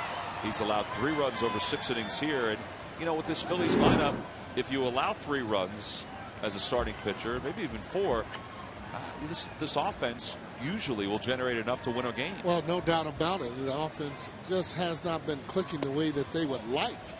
You know, but it always seems certain pitchers on a staff doesn't always get the runs.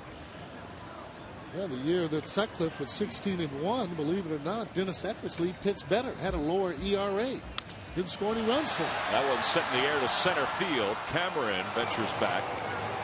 And there's 2 away. That year that Sutcliffe won 16 games, lost 1 for the Cubs. You see the line on Joe Blanton, 1984. Blanton struck out 5. Boy, it's a nearly identical line to what he had his last time out against the Nationals. Well, he keeps you in the game. He keeps you in the game, as you see. Doobie's the pitching coach, Rich Doobie, the pitching coach, talking with him, and he's talking about the curveball there that Cameron ended up hitting. I thought that was more of a lazy kind of a curveball that he hit and got that right down the left field line for a double, driving in 2 runs. Well, the fact that they're having that conversation right now, and the fact that Chad Durbin just popped back up in the bullpen, will lead you to believe that the 6 innings is probably enough for Joe Blanton tonight. 107 pitches. There is Durbin. Count is 2-0 to Ryan Howard. Howard chops one foul, a little out in front. Phil's usually put together some type of a run, and Howard still having a good year. 306. He's due to get hot, though. I mean, scalding hot like he was in spring training. It'll come. Well, average-wise, it's probably there, but it's just the power numbers. Yeah, the power numbers, but that power will come from you driving the ball and consistently hitting the ball. You know, he is rare, too, though, where a lot of his hits, instead of doubles, are home runs because he hits them so hard. 3-1 pitch hit foul down the left field line. And it's full now, 3-2 to Ryan.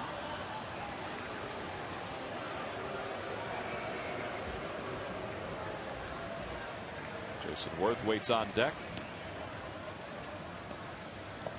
Ball 4. Phillies get another base runner. They've had base runners in every inning except for the second tonight. The second time that Ryan has walked. Yep. Stay informed throughout the 2009 season with MLB.com team text alerts and video alerts. Customize your mobile alerts, including news, game summaries, scores, and more. Sign up now by texting Get Phillies to 65246 or visit MLB.com/mobile. 2 outs for Jason Worth. And Jason takes one on the outside corner for a strike. It's 0-1. If Sarge had been had signed up for the LA Angels of Anaheim team text alerts, then he would have found out last night late that his son, Gary Matthews Jr.'s base hit helped the LA Angels of Anaheim win their ball game. Yeah, I thought it was a game-winning knock that he ended up hitting. I didn't see him drop a ball, but you said he dropped one. He didn't tell me about that, though, you know? 1-2 the count. Well, and I shouldn't say, I was listening to the game on the way home, and I had heard that he had dropped the ball. I didn't hear the play-by-play of it. They wound up winning, which is the most important thing. Line drive foul by Worth. He hooks it down the left field line. So Howard will go back to first base. This would be a nice time for Worth to go deep or hit a ball in the gap to score a run. Just likes to do that with 2 outs, but it just seems to put a little more salt in the wounds when he's doing it with 2 outs.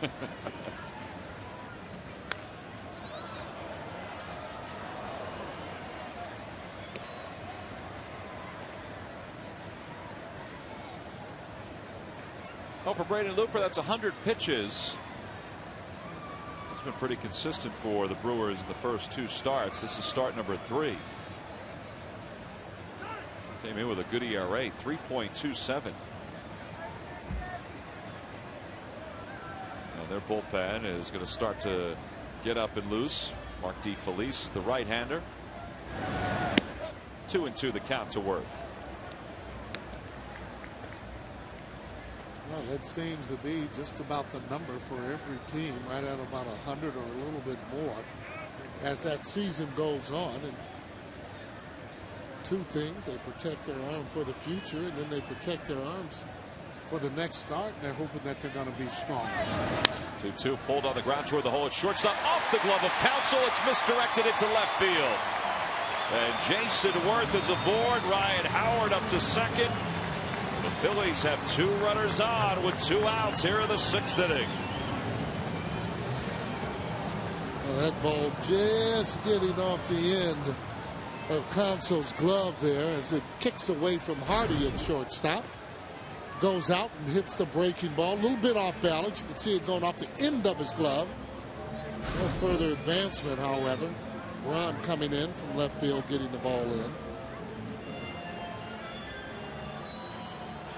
Well, they have not scored that, a hit or an error. Now they have. They've scored that at base. And I didn't think that Counsell would have had a chance to set and throw Worth out at first. Yeah, I mean, it's, for me, when a ball is hit that's going toward the hole, you got the third baseman. He either catches it for a good play, you know, or it's a hit. Bill Castro out to the mound to talk to Braden Looper. Looper, as we mentioned, is over 100 pitches now. He's at 102. Yeah, I had a talk with Bill Castro. He's been, I think, in that organization almost 18 years. He's been that bullpen coach. I asked him today whether or not he wanted his old job back. He took his hat off and said, you know, I'm getting grayer by the day. There's some Milwaukee Brewer fans in the house. It's one of the greatest logos in baseball history right there. The one to the left that it's sort of out of your shot, that old Milwaukee Brewer logo with the MB in the shape of a glove. They wear that on Friday nights, I believe, in Milwaukee at home. Raul Ibanez the batter with 2 outs, and Ibanez takes one low. It's 1-0. Raul was flied to left. He's grounded to second. And the Phillies with 2 runners on for the first time since the 1st inning. Yeah, this is when he usually tries to get himself a pretty good pitch, have a solid at bat.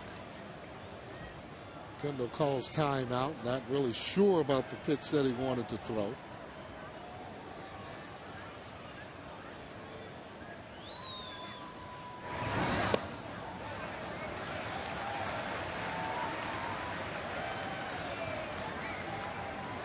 Raul is second in the league in extra base hits. Extra base hit here should score both of those guys. Worth on first, Howard on second base.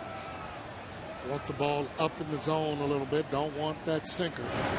There is the sinker, and it's in as a strike, and it's 2-1. I'm just sorry, that's not a strike. Now that ball is breaking down and away. There's been other pitches that have been closest. Now take a look right at this ball and see where it goes, and it's almost lower than the shin guard. See how he bring that glove down to catch the ball? He brought it up too, and he goes after a sinker. And, well, you know, the same area above the ground. It was off a little bit, but it's 2-2. Yeah, and again, when that pitch is called, you force the hitter to swing at that pitch. That's a big call there when you call that strike, because it could have been 3-0. Okay, now look where that is there. We'll see where he's making contact.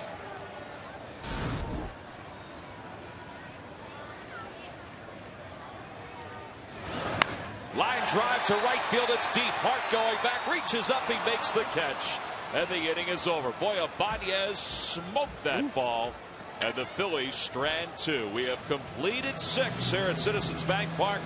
3-0 Brewers.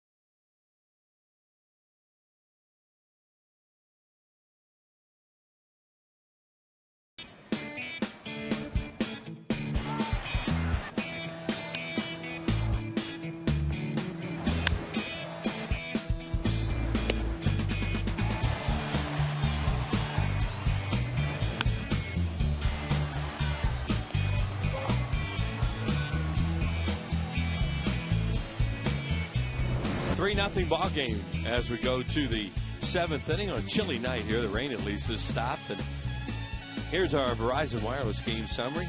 J.J. Hardy with a home run and Mike Cameron with a 2-run double. 3-0 game in favor of the Milwaukee Brewers. Braden Looper, 6 strong innings, although, boy, that ball that was just hit by Ibanez, he's hit 3 BBs tonight with nothing to show for it. Tom, the Phillies are going to change pitchers. Chad Durbin, the new pitcher, in his 8th ball game. His ERA is starting to dip a little bit. It was up high over 9 his last time out, so he's worked 5 1/3 so far. 7 walks and 5 hits in those 5 1/3. Facing the bottom third of this order, it's going to be 7, 8, and 9, and number 9 will most likely be a pinch hitter. The ball that Ibanez hit to end the bottom of the 6th inning, it just sounded good off the bat. It was. Yeah. He hit it right at him. That's the way it goes. 1-1 the count to Counsell. He's hit 3 balls right on the nose tonight and has nothing to show for it. He does hit a lot of balls hard. Counsell is 0 for 2. He's bounced into a double play. He's flied out. And it's 1-2 the count. How about his stance, Wheels? I didn't realize that he drastically changed his stance to drop his hands down. You know, the first time he was up, he went out kind of quick, and I was thinking about that. So when we come back, we got to talk about it. Little Looper foul. Because he had one of the most contorted batting stances for so long, and it worked for him, but it was something you never teach anybody. Now, his stance now is very traditional. His stance up until a year ago, the bat was up above his head, behind his ear. See where it is? That's pretty traditional. Now the bat was way up over his helmet, and I never knew how he could hit that one. It worked for him. It worked for him for a long time, but maybe now he's gotten a little bit older. You know, it took a while to get that thing down into the hitting zone. He's probably trying to get a little quicker by dropping his hands more. That one's a roller to the right side. Utley to his left, waits for Howard to get to the bag, and there's one away.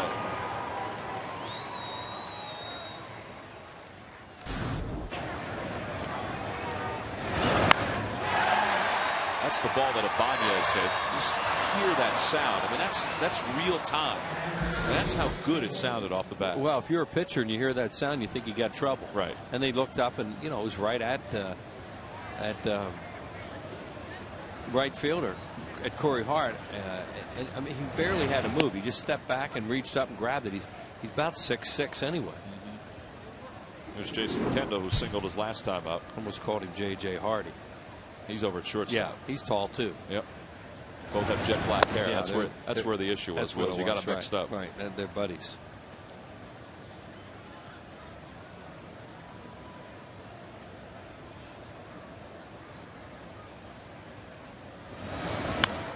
That one's lofted in the air to right center field. That one did not sound like Ibanez's ball, and they're 2 away. These lucky fans are tonight's Citizen 7. They will each receive a prize pack courtesy of Citizens Bank. Citizens Bank with the most 7-day branches in the Philadelphia area. To find a branch near you, visit citizensbank.com. I was walking through Center City today and saw a number of Citizens Bank branches all over the city. There's Braden Looper. His night is done as Brad Nelson has come on as a pinch hitter for the Brewers. And Nelson takes a fastball for a strike, and it's 0-1. So a good outing by Joe Blanton, the identical outing that he had against the Nationals when he went 6, allowed 8 hits, struck out 5, allowed 3 runs. And a good outing also for Looper. Feliz on the run, slides, and he may have slid a little too early. Yeah, it stopped him as he started to slide. He hadn't gone far enough to catch the ball, and he's kind of sliding because you think that wall's coming up. But he hadn't hit the warning track yet when he went into the slide, and the slide kind of slowed him up. He's got to replace that divot. He's lucky he didn't get hurt. That walk killed Blanton, and he had Braun 0-2. We said there were a few close pitches. Oh, yeah. Not only to Braun, but also to Corey Hart.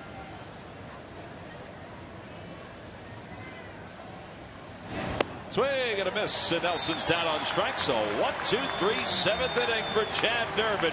It's time to stretch here at Citizens Bank Park. Phillies trail it 3-0.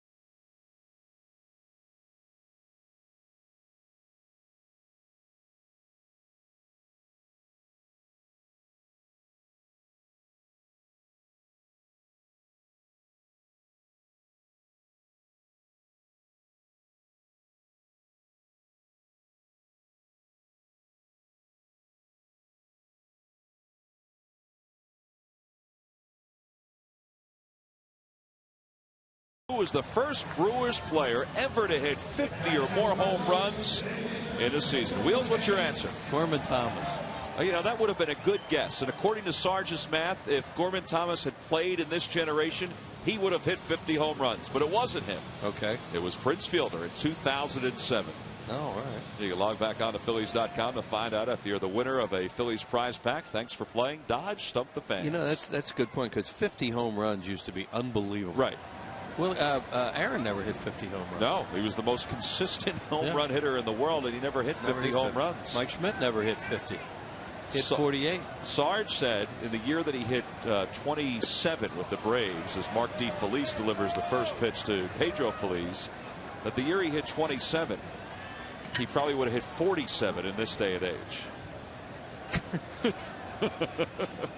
What's that Bruce Springsteen song about glory days? Yeah. You know, it gets better and better. The older you get, the better you got, the better you were. He kind of backed off a little bit, but he did say that, you know, numbers would have been a little loftier. Yeah. Swing and a miss as Feliz is 1-2. Gorman Thomas, by the way, who you see every once in a while in Milwaukee when the Brewers are home, hit 208 home runs as a member of the Milwaukee Brewers. He was a tough, mean hitter. Harvey's wall bangers. Yep. Jeff Jenkins, the former Philly, is number 2 on that list. 2-2 pitch to Feliz. Swing and a miss, another slider. And D. Feliz, who has that slider and that cutter, gets out number 1. Yeah, he's from this area too, of course. Mark D. Feliz. He lives in Havertown right now, and he was born in Bryn Mawr. See the top 5 home run hitters in Brewers history. Robin Yount, number 1. Cecil Cooper, who just got his contract extended as the manager of the Houston Astros, is number 4. Ben Oglivie is number 5. And at some point in the near future, Prince Fielder is going to be within reach of that top 5. He's got 115 career home runs. Lou Marson, he has 1 career home run. And it's 1 ball and 1 strike. Last year, D. Feliz got a chance to pitch for Milwaukee for 15 games after spending all those years in the minor leagues. Signed in 1998, went to Haverford High School in Delaware County. Well, he's a nice story, you know, that kicked around for all those time. Mitch Stetter, the left-hander, up, kicked around all those years, and, you know, got a chance to pitch in the major leagues, and here he is pitching in Philadelphia. That's be pretty neat for him. Blake Condrey loosening up for the Phillies. 2-2 the count to Marson. Well, we mentioned before that tomorrow's starting pitcher for the Brewers, Dave Bush, is from the Philadelphia area. He went to Conestoga High School. D. Feliz and Dave Bush. We just saw Harry sing High Hopes on the video board. Instead of Take Me Out to the Ball Game, it's become something here at the ballpark during this homestand since Harry passed, and it's really gotten a great reaction from the fans. Well, those two guys were kind of shaken up when they heard that Harry had passed last Monday, because they grew up listening to him call Phillies games for all those years right in the backyard at a Western Carolina University.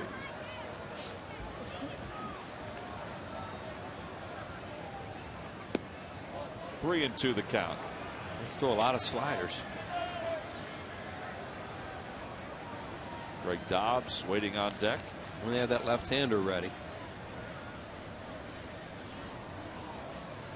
Swing and a miss, another slider, and D. Feliz has back-to-back strikeouts here in the home seventh.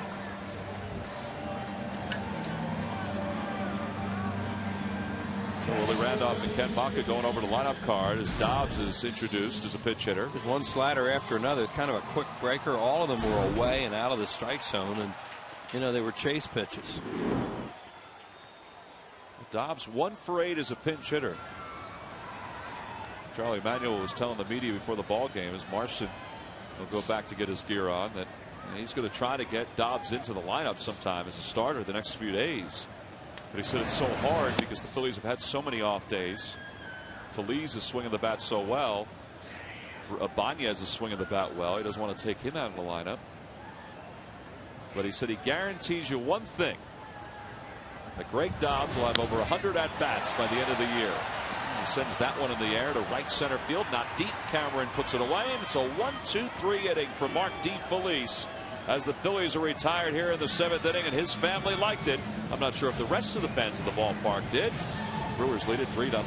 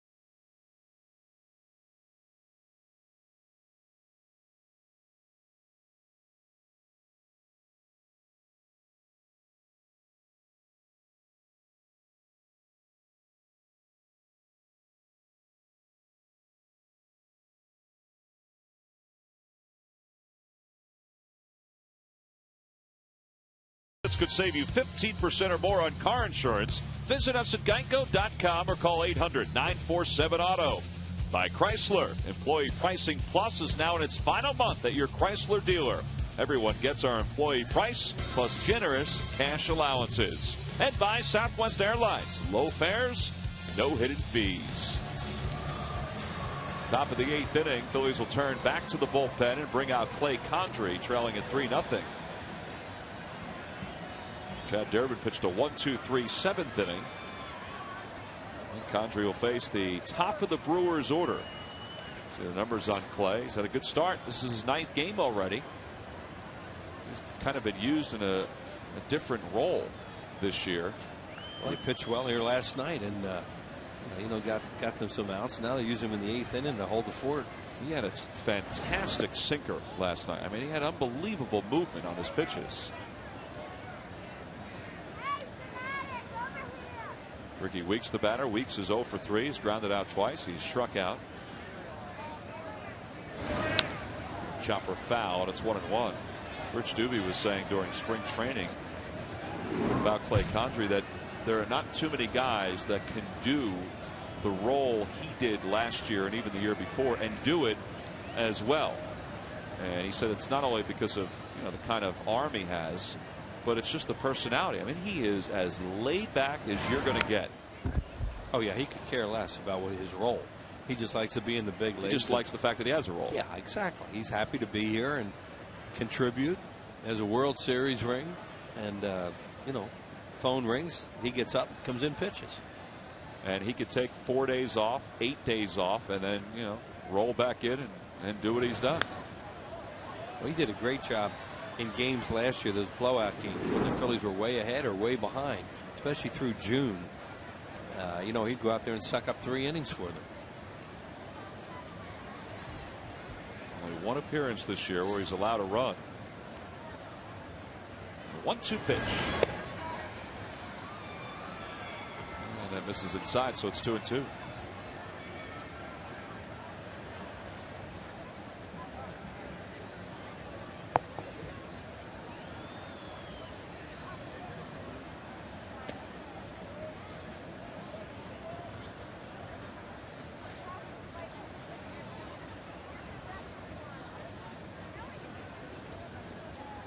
There's Corey Hart in the on-deck circle.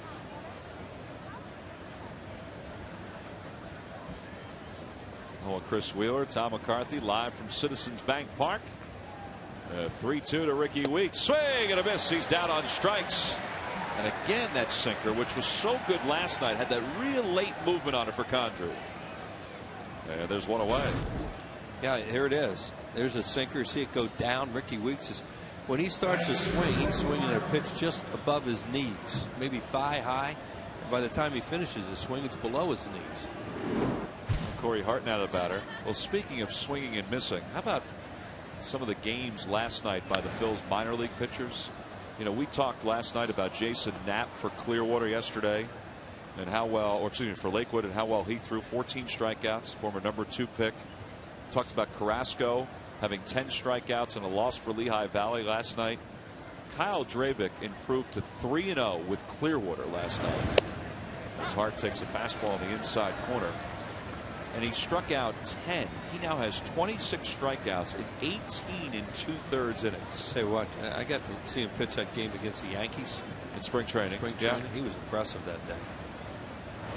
Well, the thing you could see with him, he's healthy. That's the biggest thing. He underwent the Tommy John surgery. He's had to go through a lot of rehab. He's gotten a little bigger, taller actually. And boy, he had good stuff that day. Good live fastball and a good curveball. Swing and a miss, and Hart is down on strikes. Back-to-back strikeouts for Condrey. 3 in a row retired by the Phil's pitching staff on strikeouts. Hey, it's not too late to purchase your season tickets to Phillies games. Various plans to choose from include 13 or 14 partial or 11 game Sunday plans. You get postseason ticket access with the season tickets. Also get access to the Mets and the Marlins games that are on the schedule. So many exclusive benefits. You can call 215-463-5000 or log on to Phillies.com. 2 away for Ryan Braun.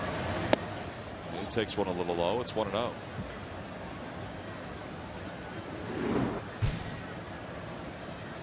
Braun is singled. He's also struck out. He walked and scored a run.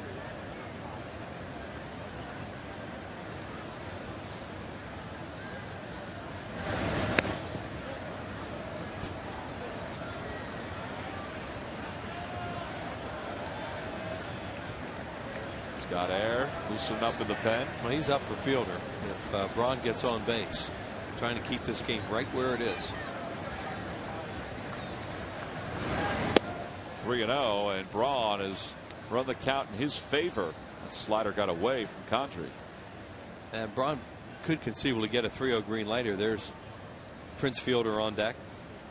He's really been their best hitter, and he's got that single back in the 4th inning thrown out trying to stretch it to a double, but he's been smoking hot.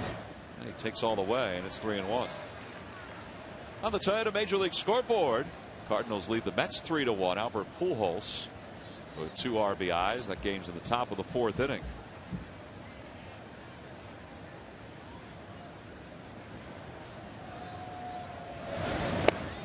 On the inside corner, that one came back beautifully, and it's 3-2. I didn't like that.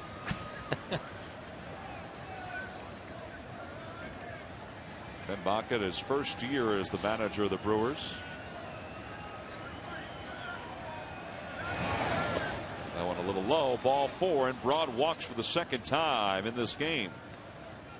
And Charlie Manuel is headed up the stairs, and he's going to go get Clay Condrey and bring in Scott Air, the left-hander, to face the left-handed hitting Prince Fielder. So good job by Condrey. Got the first 2 batters on strikeouts. Phillies bullpen so far has retired 5 of the 6 batters that it has faced.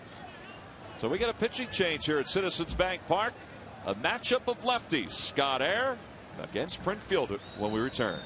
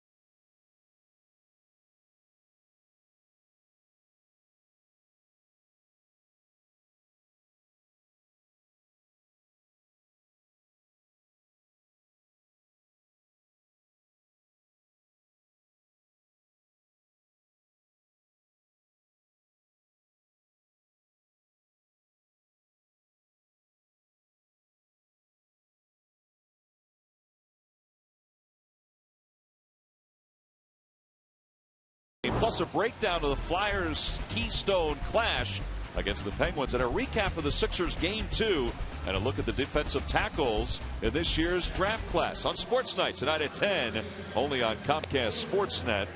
Sixers trail the Orlando Magic right now 83-75.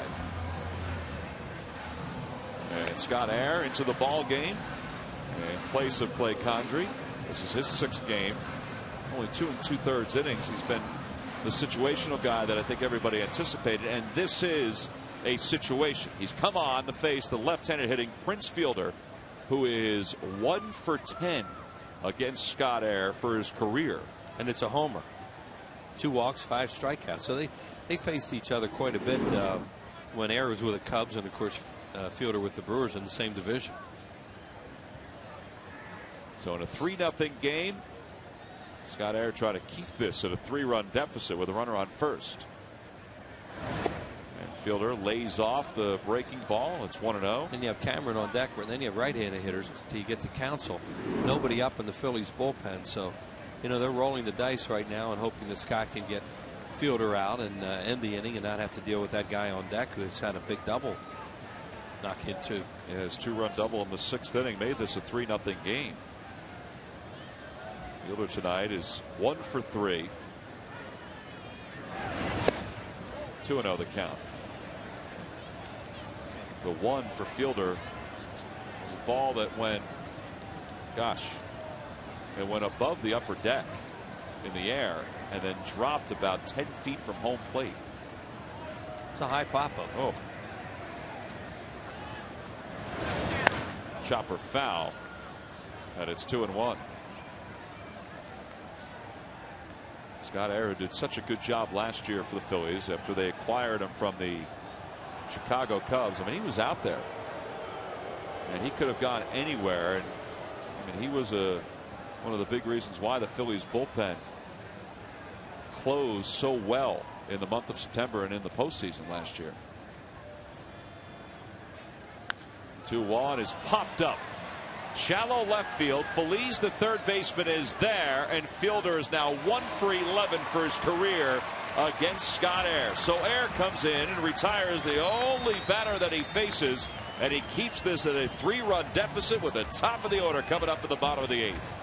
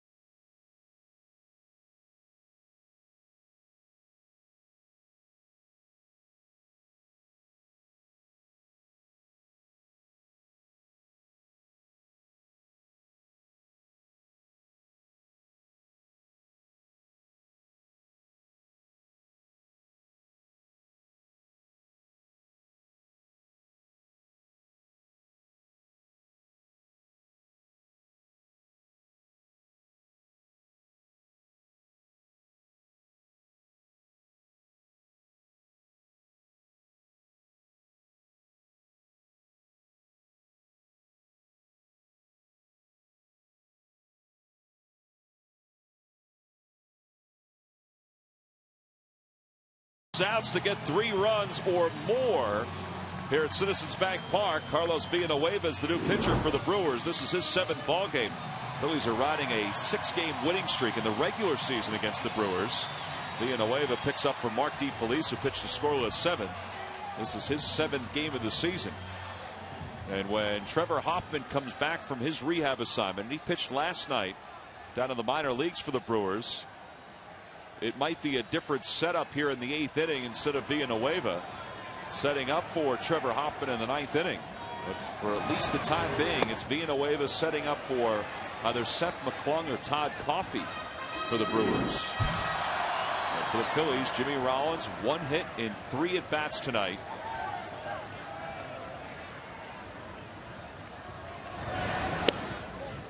And the Brewers pitching staff, and we've, accentuated this, as you see McClung. He was in the game last night, and so was Villanueva. Villanueva pitched 1 inning, faced 5 batters. 2-1 the count. This Brewers bullpen, or the staff, we talked about it last night, they walked 9 in the game last night, and they came into this ball game with 64 walks, and their bullpen has been one of the big culprits in the free passes. 3-1 the count. Well, tonight Braden Looper pitched effectively well.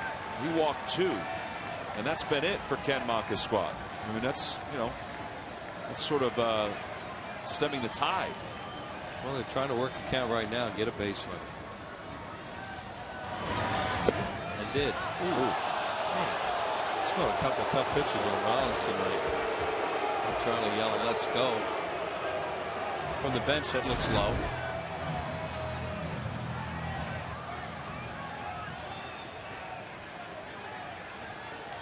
Little knees, wasn't it?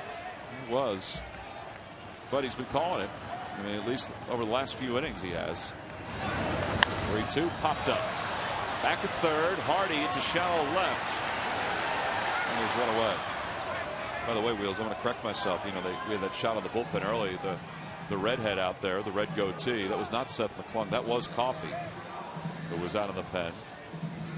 There he is, Todd Coffey, out of the Reds organization. Yeah, and you would think he's going to be the ninth inning guy tonight, and he will be in the game before we go to break.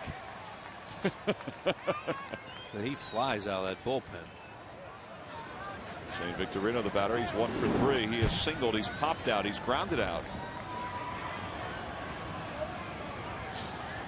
Well, that was a good at bat by Jimmy Rollins. And a bunt by Victorino. Counsell in, bare hands, flings it, and he's got him. I didn't think he had a grip on that ball, but he did. And they're 2 away. Well, it's another. That's Shane Victorino trying to use his feet, bunt to get on, get the big boys up there. Bunted a little bit hard, and Counsell was playing up anyway. And as soon as he saw his hands start to slide up that bat, out he came. I mean, down the line he comes and throws him out kind of easy, really. The way he picked up that ball and the way he gripped it, as you see Victorino, and Shane has worked on those bunts, those bunt attempts. The way he gripped that ball, watch how he gripped that ball, Wheels. It looks like he's still got 3 fingers on it as he's going to flip it over to first. That's a changeup grip. Yeah. That's one of the hardest ways to throw. Maybe he was able to just do the 2 fingers when he threw it. Maybe switched it as he was starting to make the exchange. I don't know. But it's very hard to throw a ball with 3 fingers on it like that. There's Chase Utley. Chase is 1 for 3. Singled his first time up. You'll see infielders do that a lot of times, and normally the throw goes straight down or sail.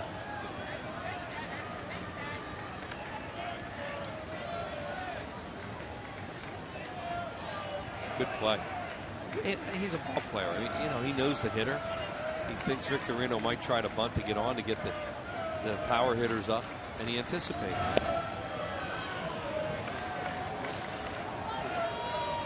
Utley in the hole, no balls and 2 strikes. Chase 4th in the league in on base percentage coming into this ball game. He's trying to get on base here and set up the middle of this lineup. That one hit in the air deep down the right field line. It's hooking foul and out of play. I guess that's one of the clearest indications that ball goes into the first row of the upper deck. One of the clearest indications that hip is feeling good. He could turn on a ball like that.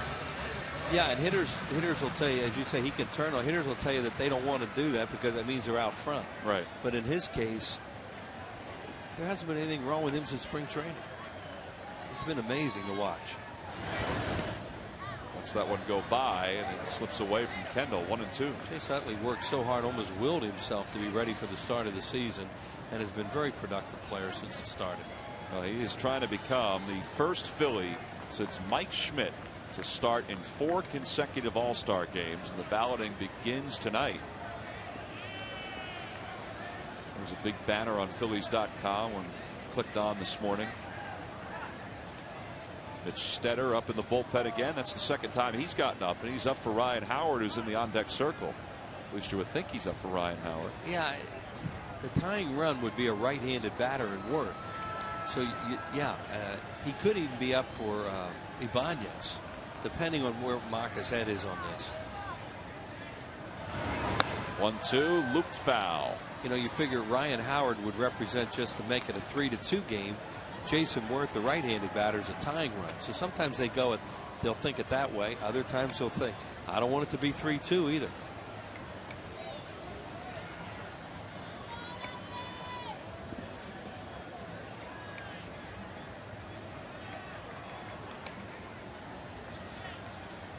Chase Utley battling here in the bottom of the 8th inning. The count 1 ball and 2 strikes. 2-2.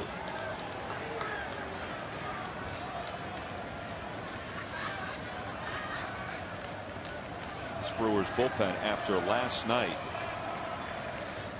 29 walks issued this season. Well, Philly scored 11 runs last night, and they're being blanked tonight. Yep. 13 base hits, 9 walks, 22 base runners.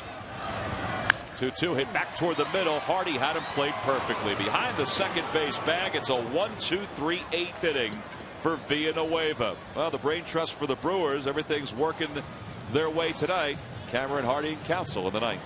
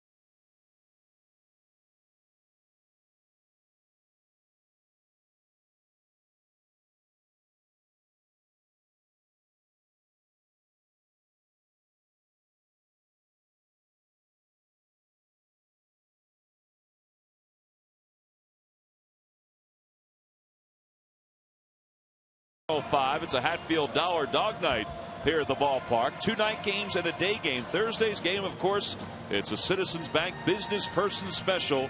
And following the game, a Modell Sporting Goods Senior Stroll the Bases. You can log on to Phillies.com for tickets. Speaking of senior, little Chuck Barry over the PA system here at Citizens Bank Park. I believe his name was Charles Edward Anderson Berry from St. Louis. My friends call me Chuck. You knew everything about him. What a guitar player. And he can still play. Huh? Does a duck walk on the stage, and he's in his 70s. He's unbelievable. Ryan Matson in the 7th ball game. On in relief here in the 9th inning, facing Mike Cameron. You thought I was headed somewhere else, weren't you? Didn't you? The senior stroll. When I started senior stroll the bases. Right at me. I was trying to lead you into Chuck Berry. Yeah. That was what my design was. Chuck Berry, they call him oldies. I remember they were newies. Good stuff. Cameron has a pivotal hit in tonight's game. It was a 1-0 ball game when he doubled down the left field line in the 6th. Joe Blanton started. He pitched well. And Cameron down on strikes for out number 1. Well, Joe Blanton just got into 1 inning with some really close pitches. He walked the guy and got hurt a little bit. And let's face it, they haven't gotten him any run. Haven't got anybody any run. This Madsen with a changeup. He's just been up into the middle of the plate with some pitches and got hurt in that San Diego series. J.J. Hardy, a solo home run back in the 5th inning. This was a scoreless game until that homer. And he takes a fastball low. It's 1-0. There is Todd Coffey, who is up and loosening. 2-0 the count. Don't be near those steps when the inning ends. Well, I don't think he starts the run until he gets away from the steps. So we'll watch him. He does run it. It's a great shtick. 3-0 the count. There used to be a guy out in Denver in Mile High at Coors Field, and he used to run the jackets in at the pace that Todd Coffey runs in from the pen. He was in a little better shape than Todd was, though. He was pretty quick. Ball 4, Hardy's aboard. That guy they had running the Jackets in when we were out there last time was a little slower. Well, I mean, he was, and I can say this because I'm along the same lines. I mean, he was built for comfort. Right. Ryan Matson now will face Craig Counsell with a runner on first base. Counsell's 0 for 3. He's bounced into a double play. That was in the second. Popped out to right, grounded out to second. Bill Hall will be back in the lineup tomorrow for the Brewers. Just getting a night off. That one is in on the hands of pop-up, and Feliz does a nice job getting over to make that grab. 2 away.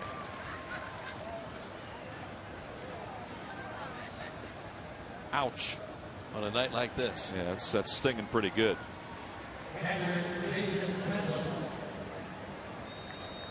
So Matson will go to work now against Jason Kendall, the number 8 batter. Kendall with his base hit earlier in the game has moved within 20 hits now of 2,000 for his career. I don't know. I think that's a significant number in baseball, 2,000 hits. But I think for a catcher, a lot of times, you know, all these offensive numbers, particularly that one, you know, I think it's spotlighted even more. I mean, that really lets you know that you've had yourself a pretty good career. I mean, particularly being behind the plate for as many games as he's been behind the plate. 2,000 hits, a nice career, as you say, for a catcher, because they get so beaten up back there. I think Bill Hall has moved out in the on deck circle. He would hit for V and away if they get that far. Talk about number of games last year, Kendall, as you saw, 149 games, and it's the most since Gary Carter. I mean, that's a long time ago. 151 Carter started with the Expos, huh? But it's the most for a catcher since that time. It's back when Carter truly was a kid. It was always his nickname, the Kid. Chopper toward the middle. Rollins over. Flips to Utley, and the inning is over. So the Phillies offense has one more chance against Todd Coffey. It'll be the middle of the order. Ryan Howard, Jason Worth, and then finally Raul Ibanez.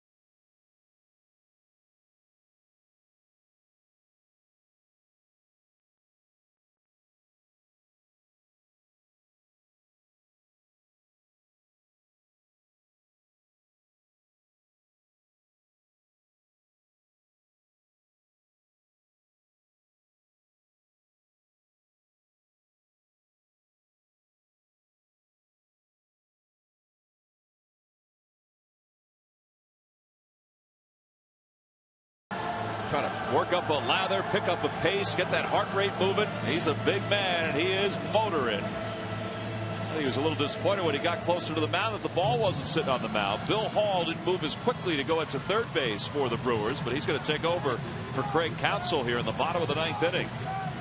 So here's Coffey, who has done a very nice job for Milwaukee.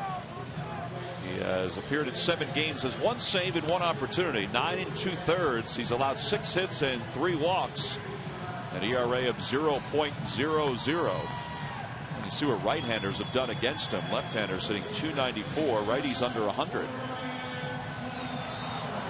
So Coffey, who was picked up by the Brewers last year from the Cincinnati Reds, he is not allowed to run in a Brewers uniform. Yeah, he was really shaky with Cincinnati. He's basically two-pitch guy. A lot of sinkers, hard sinker, hard slider. He doesn't really, there's nothing cute about him. He doesn't throw anything soft.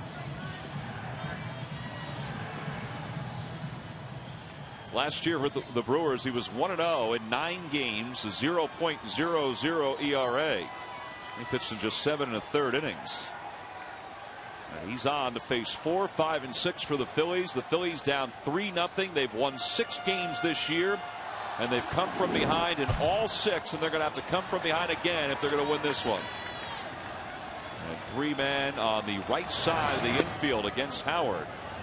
Bill Hall, the third baseman. Look where he's playing. He's playing shallow at short. I don't think I've ever seen that, Wheels, where the third baseman's in that far. Now he's going to take a few steps back. Yeah, well, I think he's having some fun with Howard. Like, come on, you want to bunt? Maybe if Howard did bunt, he'd still be able to beat that one out. I'd say forget the fun. I'm going to go back and give myself a little room. Didn't hear where they hit them in the order. You wonder if they, you know, I mean, Coffey wouldn't pitch 2 innings if the Phillies were to tie the game. 2-0 hit foul. This one's going to head toward the Hall of Fame club down the left field line. Well, it looks like Bill Hall is going to bat 9th, so it looks like it's a double switch. Yeah, they did do it. They did make it a double switch then. They put Hall in the 9 hole. Yeah.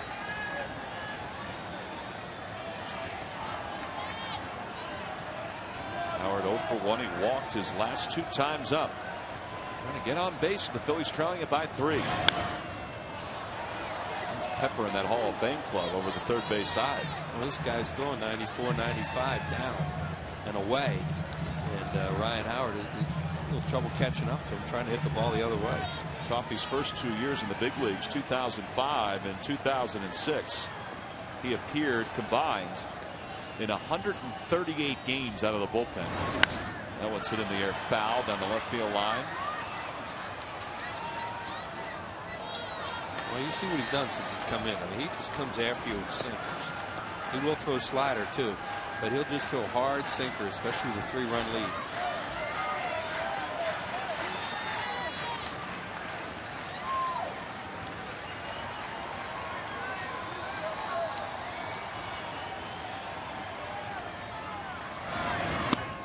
Way inside, 3-2, 94 miles an hour.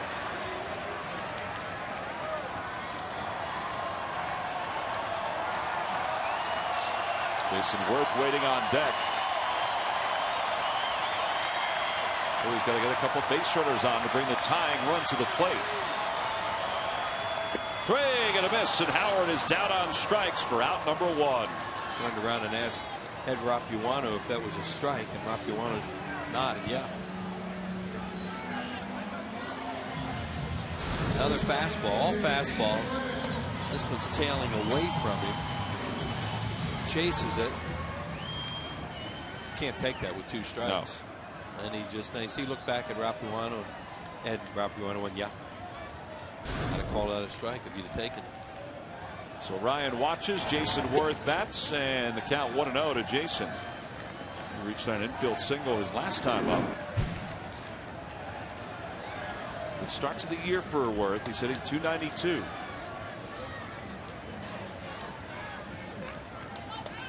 That one's hit in the air straightaway center field. It's well hit. Cameron going back, and he'll just watch. It's gone into the Phillies bullpen. Solo home run for Jason Worth, his 2nd of the year, and the Phillies are on the board. And Danielle McAvoy, I know it's been a long time since we reminded you, but you just won $100.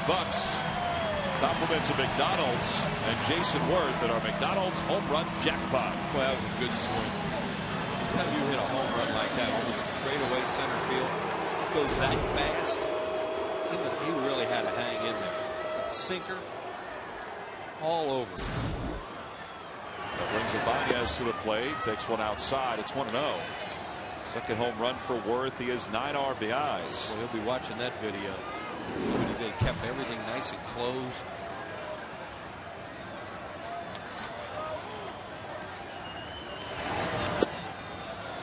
On the outside corner, strike. It's 1-1. Ibanez is hitless tonight. Yeah, but he's hit it hard 3 times. He has. Last time up, I mean, he drilled the ball to right field. But he's retired by Corey Hart. It's that one the opposite way. It's a base hit. 4 balls on the nose. 19th hit of the season for Ibanez. He's among the league leaders. You have to think that Ken Maka and the Brewers staff, they're probably getting a little antsy because they probably have seen this picture before. Well, Phillies still have Matt Stairs still available too, and they are not getting a left-hander up. Neither Stetter nor Swindle. And you would think with Marson in the on-deck circle that they would get a left-hander up. Well, Stairs is going to hit for Marson. That's what I'm saying. Yeah, sure. But I guess Tom, that he's saying, I'm trying to develop a closer, and a closer is supposed to face everybody. So I'm going to stay with Coffey right now. Well, there's Lou. First, Pedro Feliz with one out. By the way, it's a 9-game hit streak for Raul Ibanez. Swing and a miss at a slider, and it's 0-1. Maybe the first breaking ball he's thrown. He looked like he threw one fastball after another to the first couple hitters that he faced. There's Stairs getting himself ready.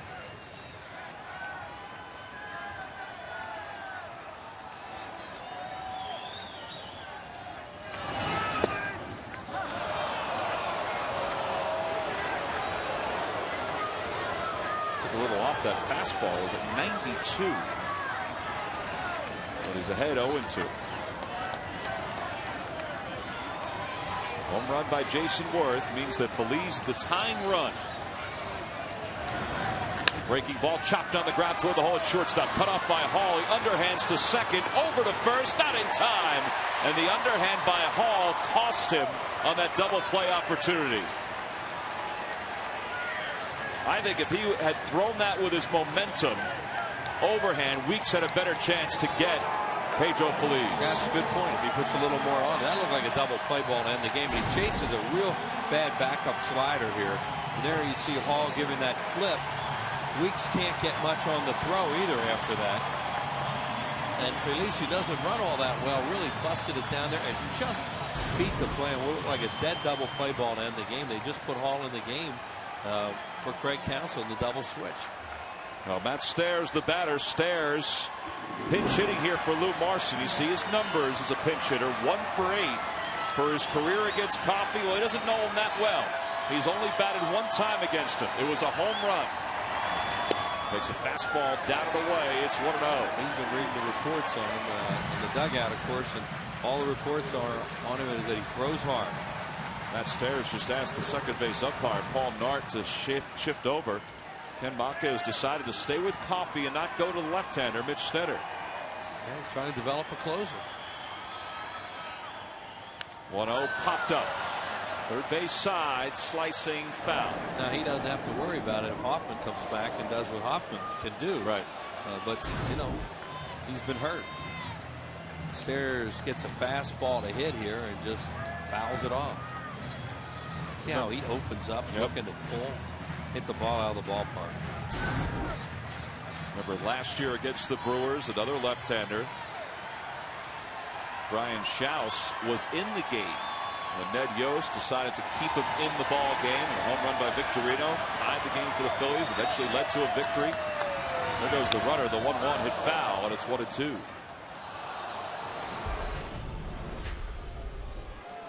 Last Sunday, Matt Stairs, 2-run home run against Houston Street. That gave the Phils enough to win. That was the last home run that Harry called. Yeah, game winner. Yep. He's not being held on. He doesn't go. 2-2. Kind of backdoor with a breaking ball there after all those fastballs.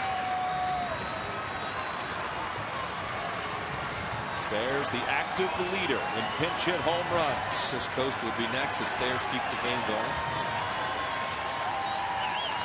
Here's Chris in the on-deck circle. Stairs batting for Lou Marson. There goes Feliz, 2-2. Ripped on the ground, base hit to right field. Feliz doesn't see it, now he does. And he's going to head to third, and the Phillies have runners on first and third. So the tying run is on first.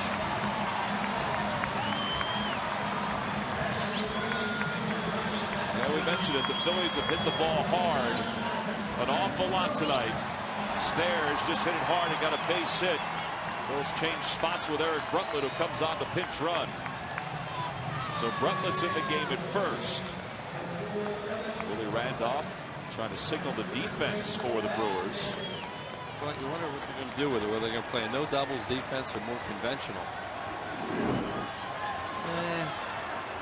Kind of in between. Yeah, they are in between. Cameron is at normal depth in center. Here's Chris Coast pinch hitting. And Coast lays off a breaking ball. They appeal. No swing, says Paul Schreiber. Coffey, who last saved a major league game before this year, back in 2006, he saved 8 for the Reds. He's got 1 save this year. 2-0. On the sliders with Coast.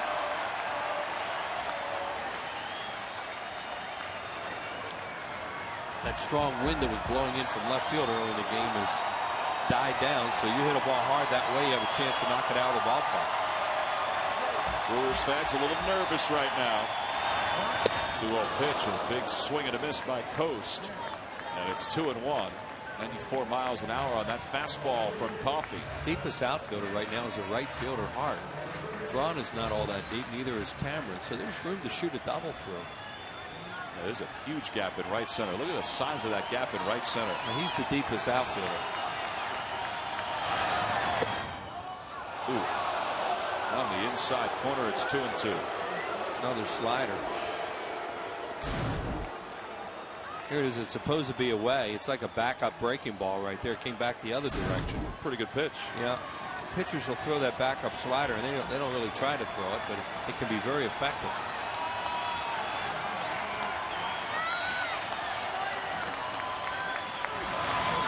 Swing and a miss, and Coast is down on strikes. Kendall flips to first, and the ball game is over. And Todd Coffey saves his 2nd game of the year, and the Brewers have ended a 6-game winning streak for the Phillies in the regular season against Milwaukee with a 3-1 victory. A lot of antacid tablets for that guy, and for the Phillies offense after last night banging out 13 hits. They hit the ball hard tonight, but only 1 run to show for it. It was a home run by Jason Worth. So the bullpen, which struggled last night for Milwaukee, survives tonight. And Braden Looper gets the victory for Milwaukee, and he is